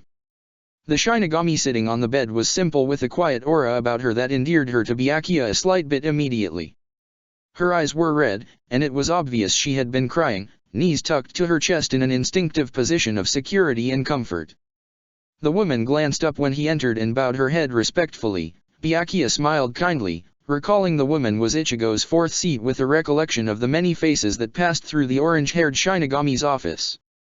The silence lingered between the two, unsure and hesitant, as Byakuya remained by the doorway. After a moment glancing around the empty room, Byakuya tentatively asked, "Is anyone here with you?" The woman nodded hesitantly. After another moment of silence, hands dropping to her lap, she responded meekly, "Shiba Teiko was here, Kukaki Teiko, he went to visit Akira's wife. My brother has been with me." "Thank you, Yumi-san. Please get some rest, and know that what happened today wasn't your fault. Nothing is ever the sole fault of one person." Byakuya responded slowly, a touch awkwardly, smiling kindly at the hint the woman had given. She was intelligent. He felt for the woman, understanding guilt and grief, even as he turned, not wishing to overstay his welcome and unsure how to help, but knowing the woman would likely need to seek the therapy now widely available in the 4th. As Byakuya left, he heard a murmured "thank you." Standing in the hallway, Byakuya debated his next location on the wild goose chase of trying to find Ichigo, who at times could be damn near impossible to find considering how damn well he knew 3 different realms. Sighing, he mentally mapped his options out. He could speak with Yoriyuki and see how bad Ichigo was, try to find Akira's wife to see if Ichigo was still there, or try and track him. Disturbing his Kensei-kin once more as Byakuya ran a hand through his hair, he decided to find Yoriyuki. Ichigo's state would give Byakuya a better idea of where he was hiding. Because he was hiding, you could feel the lack of his presence, and it would take longer to track down the departed Shinigami's wife than to dart to the 2nd Division. Decision made, Byakuya departed from the 4th with a final glance at the bustling division, lanterns casting a warm glow around the place of healing. Byakuya swept swiftly through the near-empty streets of Seoul Society, only the occasional patrol appearing. A heavy tension was settled over all of Seoul Society, one that was almost tangible. It lingered with the coming war, and sparked Byakuya's own trepidation. He knew that the war wasn't a simple matter of win or lose, and it wasn't black and white. Byakuya had heard Ichigo murmur such things in half-whispers, as he always did when they sat by the fire with Sake. But he also knew that it was nothing in comparison to what would come after. Pushing aside dark thoughts, Byakuya arrived at the barracks of the 2nd Division, a warm glow emanating from the lamps cloistered around the building. He waited outside, knowing that Yoriyuki had likely known of his presence before he had landed a block away, and that the woman would prefer discretion among her subordinates, and she took pleasure in surprising those who didn't expect it. After a minute, the Shihoan princess slipped out of the barracks with ever-present grace, a shadow with glowing eyes and a luminescent grin. But Byakuya could see an exhaustion behind the movement that betrayed how harshly the mission had affected the normally smooth captain. Kukaki Teiko, to whatever do I owe the honor? Yoriyuki asked with false bravado and a flashing wink. Byakuya rolled his eyes at the overly antagonistic and teasing actions of the woman he had known since he was a child. Yoriyuki pouted but slouched against the building after a silent minute. It reminded him of Ichigo leaning against the veranda, pipe clutched between nimble fingers. How was he? Byakuya asked, cutting to the chase, knowing the woman would appreciate it after the long day. Yoriyuki sagged against the wall for a moment before her perfect posture, or what counted for posture when it came to Yoriyuki, settled into place. Her eyes glowing in the darkness reflected a deep sadness, one that was accepted by the leader of the Onmitsukido, but there nonetheless. He was, bad. But it wasn't like those times. Yoriyuki replied, struggling to describe her friend's state. Byakuya nodded in understanding. It was hard to scale things with Ichigo, where he flipped between hiding his emotions behind iron walls and wearing his heart on his sleeve. Ichigo hadn't had a breakdown like before. He was getting better, but he still had bad days. Crossing his arms over his chest, Byakuya leaned against the wall, mirroring the Shihoin princess pose. He asked, "Any idea of where he might be?" She laughed at the question, the sound echoing hollowly through the streets, and gave him a knowing and exasperated look. Byakuya conceded with a small acknowledging nod of his head and listened as Yoriyuki dutifully replied, "He won't be in Hueco Mundo or the human world. I doubt he's with his family." It seemed like he wanted solitude. Byakuya nodded. The places where Ichigo could be hiding narrowed down once more. Stepping forward into the light, Byakuya gripped Yoriyuki's arms in thanks, looking into her eyes and smiling gently. She returned the expression, eyes soft like liquid gold. She shook her head and murmured, "Go off and find your boyfriend." The captain of the 6th huffed a laugh at his friend's response but nodded. Letting go of her arms, he stepped back and bowed, whispering a sincere thank you. Yoriyuki laughed and made a shooing motion with her hands before she slipped once more into the barracks, eyes glowing in the darkness. Glancing down the narrow winding paths of Seoul society, which Ichigo had often bemoaned resembled a maze, Byakuya let his senses stretch out, searching for Ichigo among Rungokai. He knew that the captain of the 10th was probably in one of the Shiba retreats dotted about the districts, of which there were many. Byakuya had an idea of which one in particular. Nodding to himself, the captain of the 6th glanced around once more at the empty streets, the 1st Division glowing in the distance. He doubted they would make it in time for the captain's meeting, Senbonzakura agreeing with tamed amusement.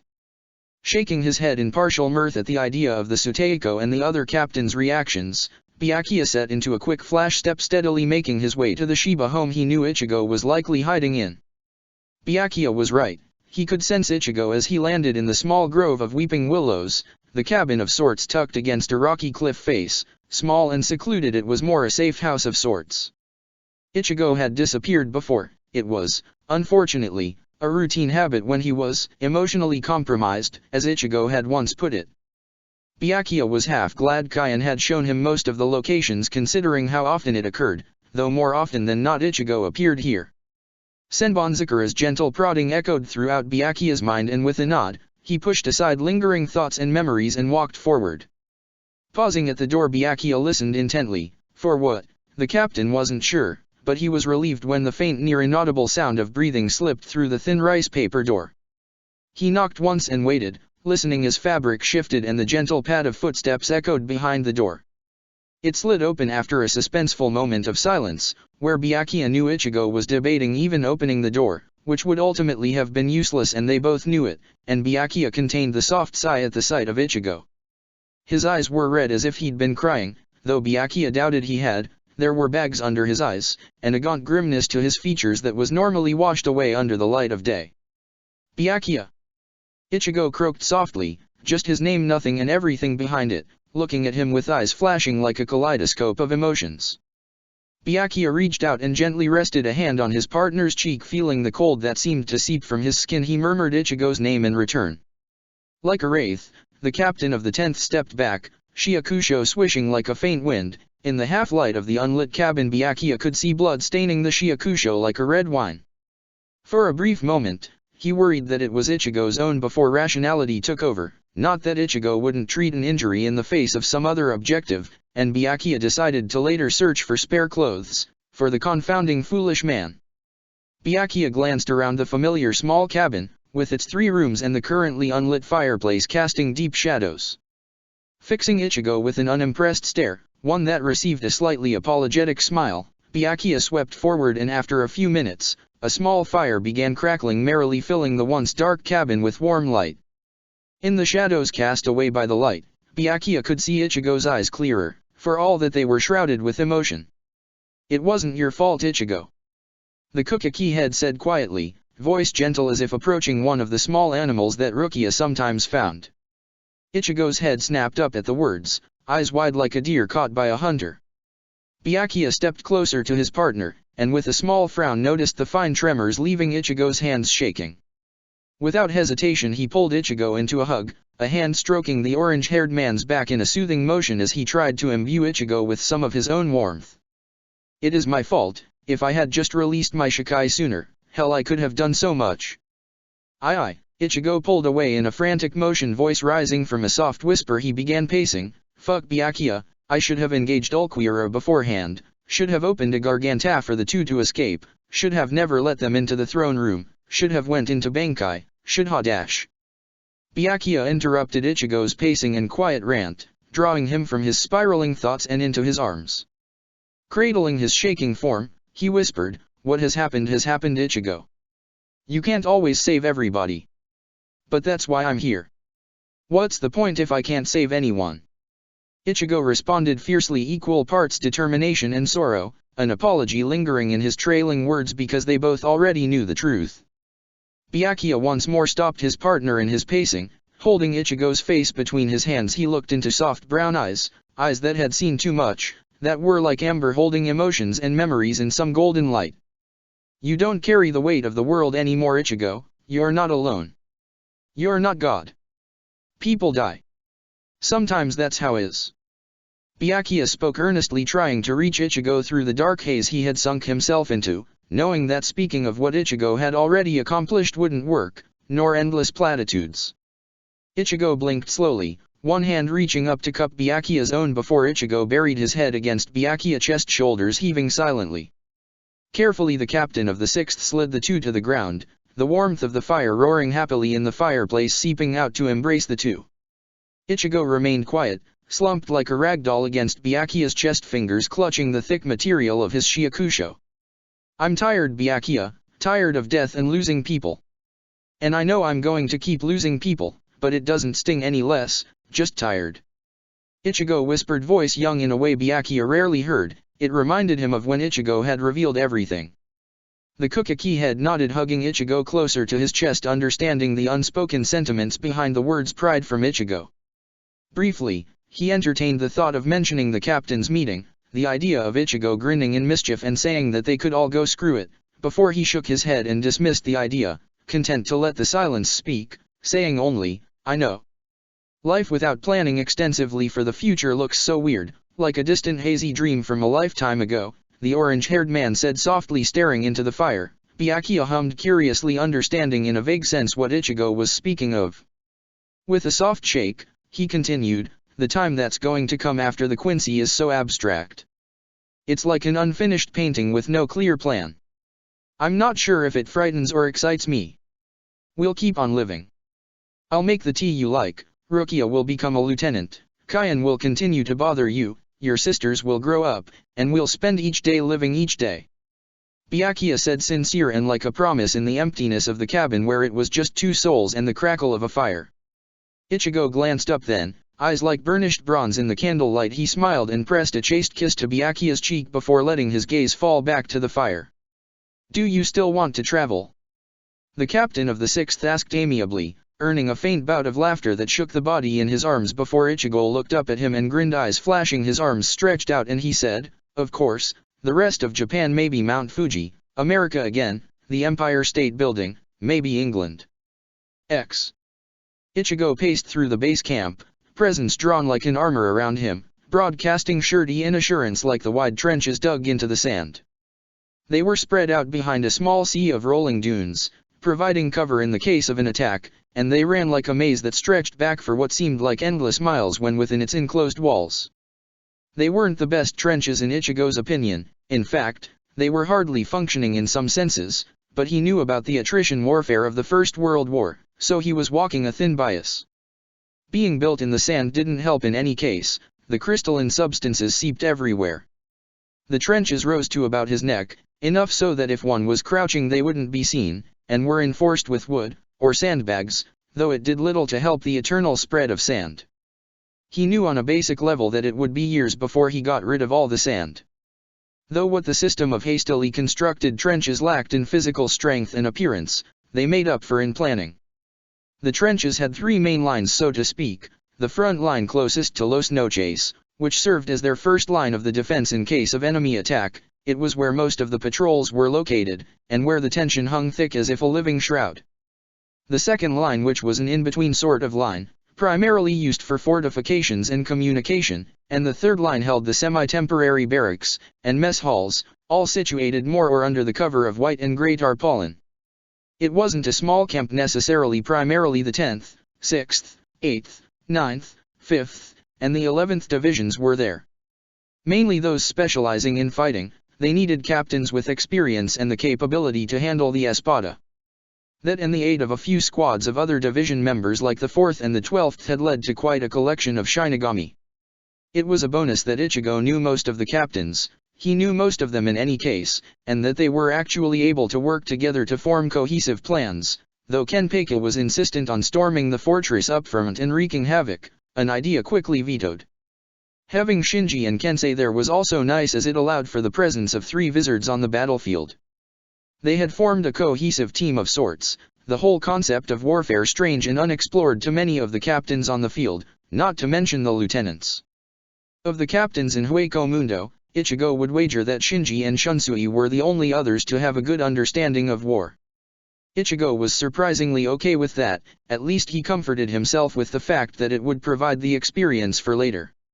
Ichigo was just more than thankful he hadn't been put in charge of planning and managing their camps within Hueco Mundo, locating the droves of food needed for the soldiers, actually finding a means to create the barracks. Sand was a far worse enemy than hollows in his opinion.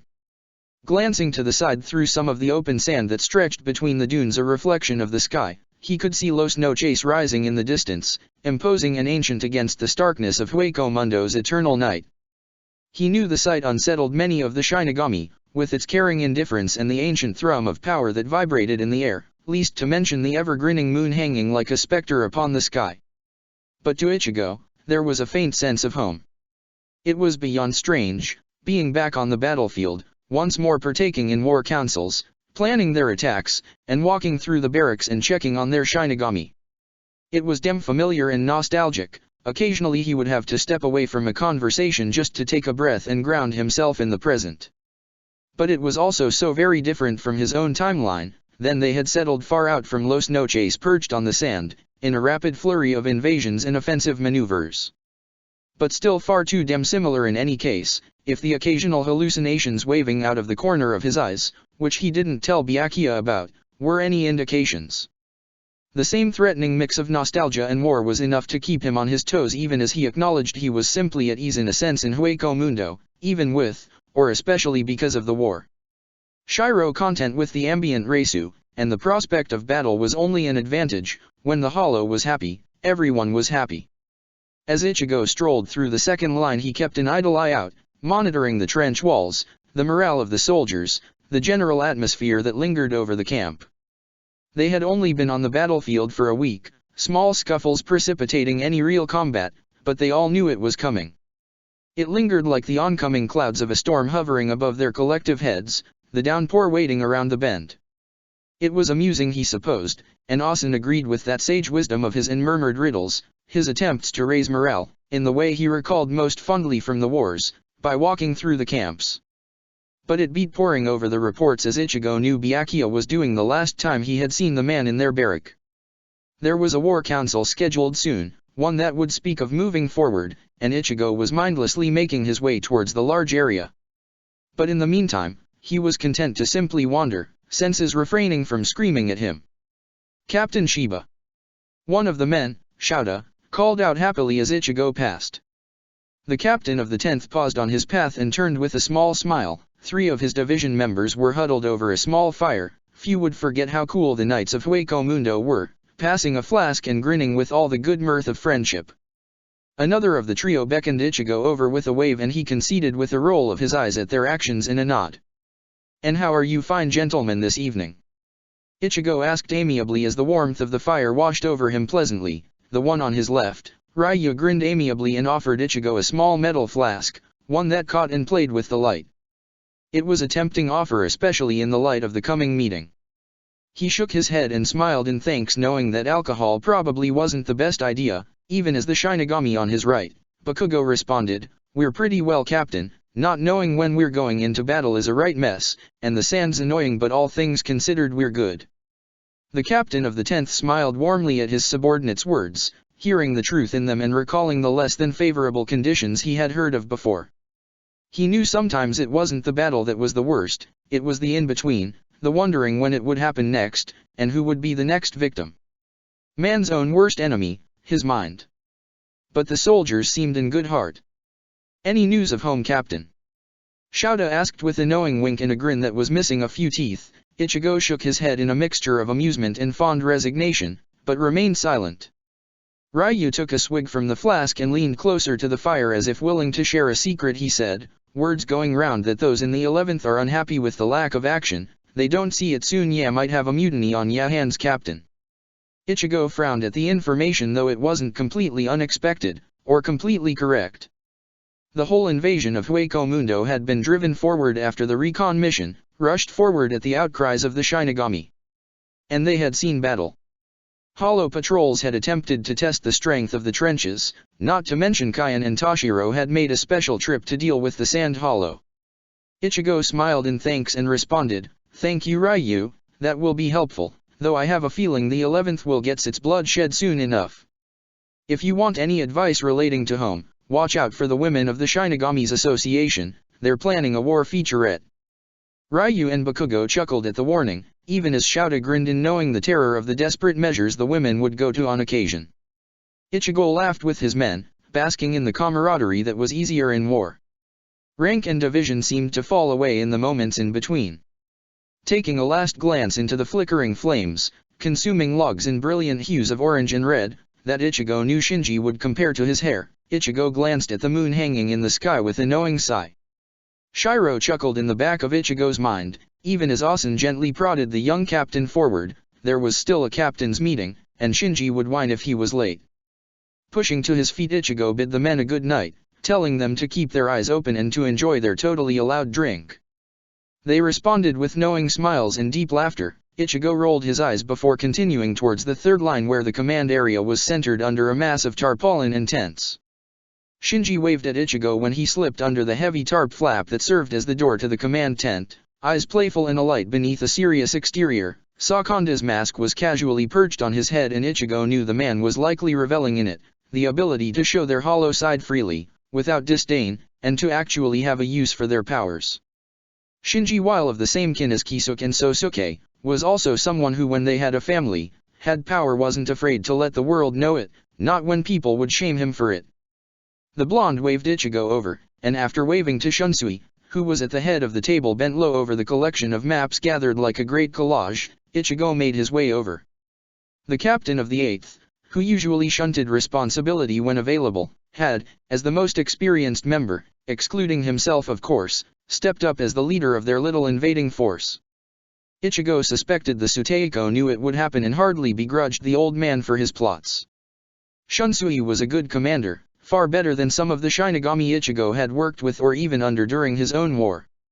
He cared about the lives of the Shinigami under him, and he had a good tactical eye. That wasn't to mention his considerable technique with the Zanpakuto. One couldn't fight and train under Yamamoto for years and not pick up anything. The captain of the 8th nodded briefly in greeting as Ichigo seated himself, the elder's face uncharacteristically serious but even still managing to retain ever-present good humor. Kenpeki was sequestered in the corner, looking near bored out of his mind as he idly sharpened his katana with an ever-present screeching that left Ichigo distinctly unimpressed. It didn't help that Yachiro's large eyes were studying Ichigo from over the large man's shoulder with all the intensity of any member of the Shinigami Women's Association. Idly he wondered if there would be candid shots from the war, a whole propaganda scheme like they had tried in his own time. It had relatively flopped, but Ichigo would never forgive, nor forget the horrors the media bought with the public's attention. It was a basic certainty that there would be pictures, but he hoped it wouldn't meet the fervor of his own time. Kensei was beside Shunsui poring over the reports stacked on the desk with an expression that was a cross between bored and interested, with a good dose of his usual seriousness. Ichigo wasn't sure how the man managed such an expression, but chalked it up to Kensei being Kensei. The captain of the 7th, like the 11th Division, was probably itching for a fight and enjoying the short break from his lieutenant. As Ichigo pulled some of the reports, division numbers, food supplies, and the like scattered on the low table closer, he glanced around for a familiar head of Raven, only to draw up short. He wondered if Renji, one of the few lieutenants actually belonging to the divisions stationed here, most of the other lieutenants were being borrowed so that the power was divided equally, had been sent to fetch Byakuya from where he was undoubtedly buried underneath the piles of paperwork. He hoped that the 12th would have the communications line set up soon. It was desperately needed. Once the battles started in earnest, there would be little to no time for paperwork. It was better to have their secretaries, those division members who had been trained of sorts to deal with the paperwork, sort through it all and only filter the important papers back. In the quieter moments there was time, but in war, there weren't necessarily quieter moments. Squishing closer onto a small mat beside Shinji, Ichigo eyed the entrance for a moment before turning to glance at his friend. Shinji was idly reading over a report, chewing on a pen. Ichigo knew it was mostly a front, something for the man to occupy himself with while they waited, and to divert attention away from himself. Feeling nostalgic, Ichi? Shinji asked after a few quiet moments, with a shit-eating grin curling across his features, as if the blonde didn't have a clue. Ichigo fixed his close friend an unimpressed stare and responded sharply and sarcastically with a grin, "Not at all." The blonde chuckled before his eyes slid to the makeshift door, and Ichigo followed his gaze, countenance brightening when he spotted a familiar head of red hair, done up once more in some ridiculous style with a bandana that Ichigo secretly loved. Byakuya entered after the lieutenant, eyes tired but warm where they connected with Ichigo's own, a small smile dancing across the Kukaki head's face. "You two are such lovebirds," Shinji commented with a moue of distaste but mostly just fond humor and a knowing smirk. Ichigo tilted his head towards his friend and raised a brow in insinuation, earning an affronted huff followed by a smirk. A familiar presence settled beside Ichigo, calming his nerves faintly and leaving him a touch happier that the man had arrived, and the meeting could begin soon. They sat in quiet stillness for another minute, content to pore over the reports in amiable silence. Shunsui coughed, disturbing the silence and gathering the attention of the captains effectively. The man grimaced for a moment before a serious expression slipped across his features and he opened his mouth to speak. "We will be beginning our advance, Tom Dash." The captain was interrupted as the door to the tent was hastily shoved open and a Shinigami entered with a flurry of panic nipping at his heels. Eyes wide, the Shinigami took in the captains, gasping harshly for breath. The man took a moment before desperately stating, "The Hollows are attacking. Some are in the trenches and there's a great force coming." Ichigo growled under his breath about upstart Hollows and interrupting meetings, and stood up, even as harsh whispers of surprise surrounded him. Turning to the gathered Shinigami, Ichigo glanced briefly to Shunsui, their eyes connecting and understanding passing like electricity through a wire. The man nodded, giving Ichigo permission. "I'm going to the front lines to mobilize our forces. Shunsui, can you handle defense with Kensei? Byakuya, Shinji, mobilize your division for the left and right flanks to join the offensive forces. Kenpei, do whatever you'd like as long as it helps." The captain of the 10th commanded, coveting power and attention with his voice. Shunsui nodded, looking a touch relieved that Ichigo had stepped forward, even knowing it was a rush of the moment thing. Kensei nodded appeased. Kenpei was grinning like a madman, and Ichigo had long ago come to terms with the fact that the 11th Division was not one to be controlled in battle. Glancing last to Shinji and Byakuya, Ichigo received twin stares of determined acceptance. Ichigo flashed the two a quick smile and then he was darting out of the tent, sand whipping around his feet as he made his way to the front line. The wave of hollow Reisu that lingered around the air was heavy, like the acrid taste of copper that hangs in the air after blood is spilt. Ichigo was surprised he hadn't noticed the large presence earlier. He berated himself silently for it but pushed it aside to focus on the coming battle. Zanjutsu in his hands hummed happily. He could feel Shiro's bloodlust and Asen's pleasure at the thought of the coming battle, and it resonated with the part of him that would always be a fighter. The sounds of fighting reached his ears first, the clash of Zanpakuto, the roar of hollows, and above it all the moon grinning at the coming bloodshed. He arrived a moment later, breath still light in his lungs. Ichigo almost stopped short at the force of invading hollows, like a small sea of porcelain figures gathered upon the sands waiting at the helm of Noitra with his sadistic skull-splitting grin. Ichigo cursed under his breath even as he swiftly turned, dodging a hollow attack and letting Zanjutsu smoothly sail through the air and slice through a hollow mask. There were a few in the trenches already from what Ichigo could see, likely a raiding party, but they were quickly being dealt with. Ichigo turned his attention to mobilizing the Shinigami that would meet the invading forces on the sands. The Shinigami around him were a mix of the 10th, the 5th, and the 6th, with a few others, which made organizing the offense easier. In the distance, he could spot some of Shunsui's men, and the 11th Division members drunk on the coming high of battle. Byakuya slid into place beside Ichigo with a wicked grin, long ebony tresses whipped into a low tail, Senbonzakura catching the hollow light of the night. Go gather your men, I'll see you on the battlefield. Zaraki will probably take care of the Espada. Be careful. Ichigo instructed and received a sharp nod and a grin full of irony and challenge, a hand snaking out to tuck a stray lock behind Ichigo's ear with a whispered, "Be safe," and then the man was gone, calling the 6th Division to arms. The captain of the 10th turned his attention once more to the invading hollows, his spine straightened imperceptibly, and a grim look shadowed his features for a moment before he stepped out of the trenches with a calling flare of his Reisu.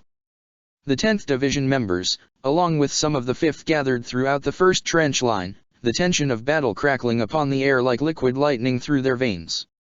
He pivoted a half-step so that he could address those who would fight the offensive while keeping an eye on the hollows baying for blood. The 6th Division will be attacking the left flank, we will take the center, and the 5th Division will take the right. Try to avoid the humanoid hollow with the scythe, he is an Espada. Move forward as a unit, protect each other if you can, and stay aware of your surroundings. Go slow and be careful, moving on this sand is difficult. Remember, you are fighting to defend Soul Society, your families, friends, and your home. Ichigo finished his short impromptu speech and turned as the approaching opposing force began to move forward. There was a tense moment of a standstill between the two forces, as Shinji appeared on Ichigo's right with a jubilant look and a bloodthirsty smirk, and Byakuya on Ichigo's left, the weight of the coming battle giving pause to all. Then Noitra was yelling commands, frothing at the mouth like a rabid dog, and the hollows charged forward. They waited at the front line, the men still in the trenches, the 3 captains a backdrop against the night sky. They waited, the drums of war beating upon the sands growing louder as the hollows drew closer. They waited until the hollows were upon them, and then the Shinigami were moving forward to clash upon the sands, renting the air with cries of pain and the tang of blood. Ichigo slipped into the fray, a vague half-mannered idea of where Byakuya was as he slipped through the attack of a hollow, Zanjutsu cutting through hollow masks with ease. Up, down, to the left, he slid in between a blow to save a soldier, a Getsuga Tensho here, a Zero there. The endless motions of fighting that rocked like a gentle rhyme throughout Ichigo's mind as he focused solely on the battle, letting Zanjutsu sail true as the hollows fell around them. In the distance, far away from the general chaos of battle, he could feel Zaraki and Noitra, the 2 powerhouses like radiant suns upon the sands as the 2 battled. Then a hollow was clawing at his face and Ichigo let his focus drift wholeheartedly to the battle once more. Ichigo paused in the middle of the battle when Noitra died, when he felt the hollow's Reisu finally disperse like a great scattering of clouds underneath the warmth of the sun. The remaining hollows felt it too, their motions suddenly disjointed and lost. It took little time after to force the beasts into a retreat, the creatures fleeing once more to the safety of Los Noches as the captains halted their men. And then there were the bodies, lying still on the white sands stained red. There were many, and it ate at his heart and pounded inside his head, even as he spotted Kenpeka standing almost unnaturally still, a triumphant crazed grin on the man's features. He was hardly surprised the bastard survived. The captain of the 10th flicked Zanjutsu, watching disconnected as the blood rent the air like a string of rosary beads. He could feel Shiro's satiated content, Asen's reassuring warm presence like arms encircling his body. Idly his mind went over funeral preparation, how they would handle the bodies, and how many letters to families he would need to write. Byakuya stopped beside Ichigo, blood sluggishly dripping from a cut on his cheek, and weary clinging to his form like an old lover, but he was alive and Ichigo was beyond grateful. They surveyed the battlegrounds, the Shinigami scattered across the fields, and Ichigo murmured nothing to himself as he continued to stare, Byakuya silent beside him as they mourned quietly. X. Check the description for the links to the author.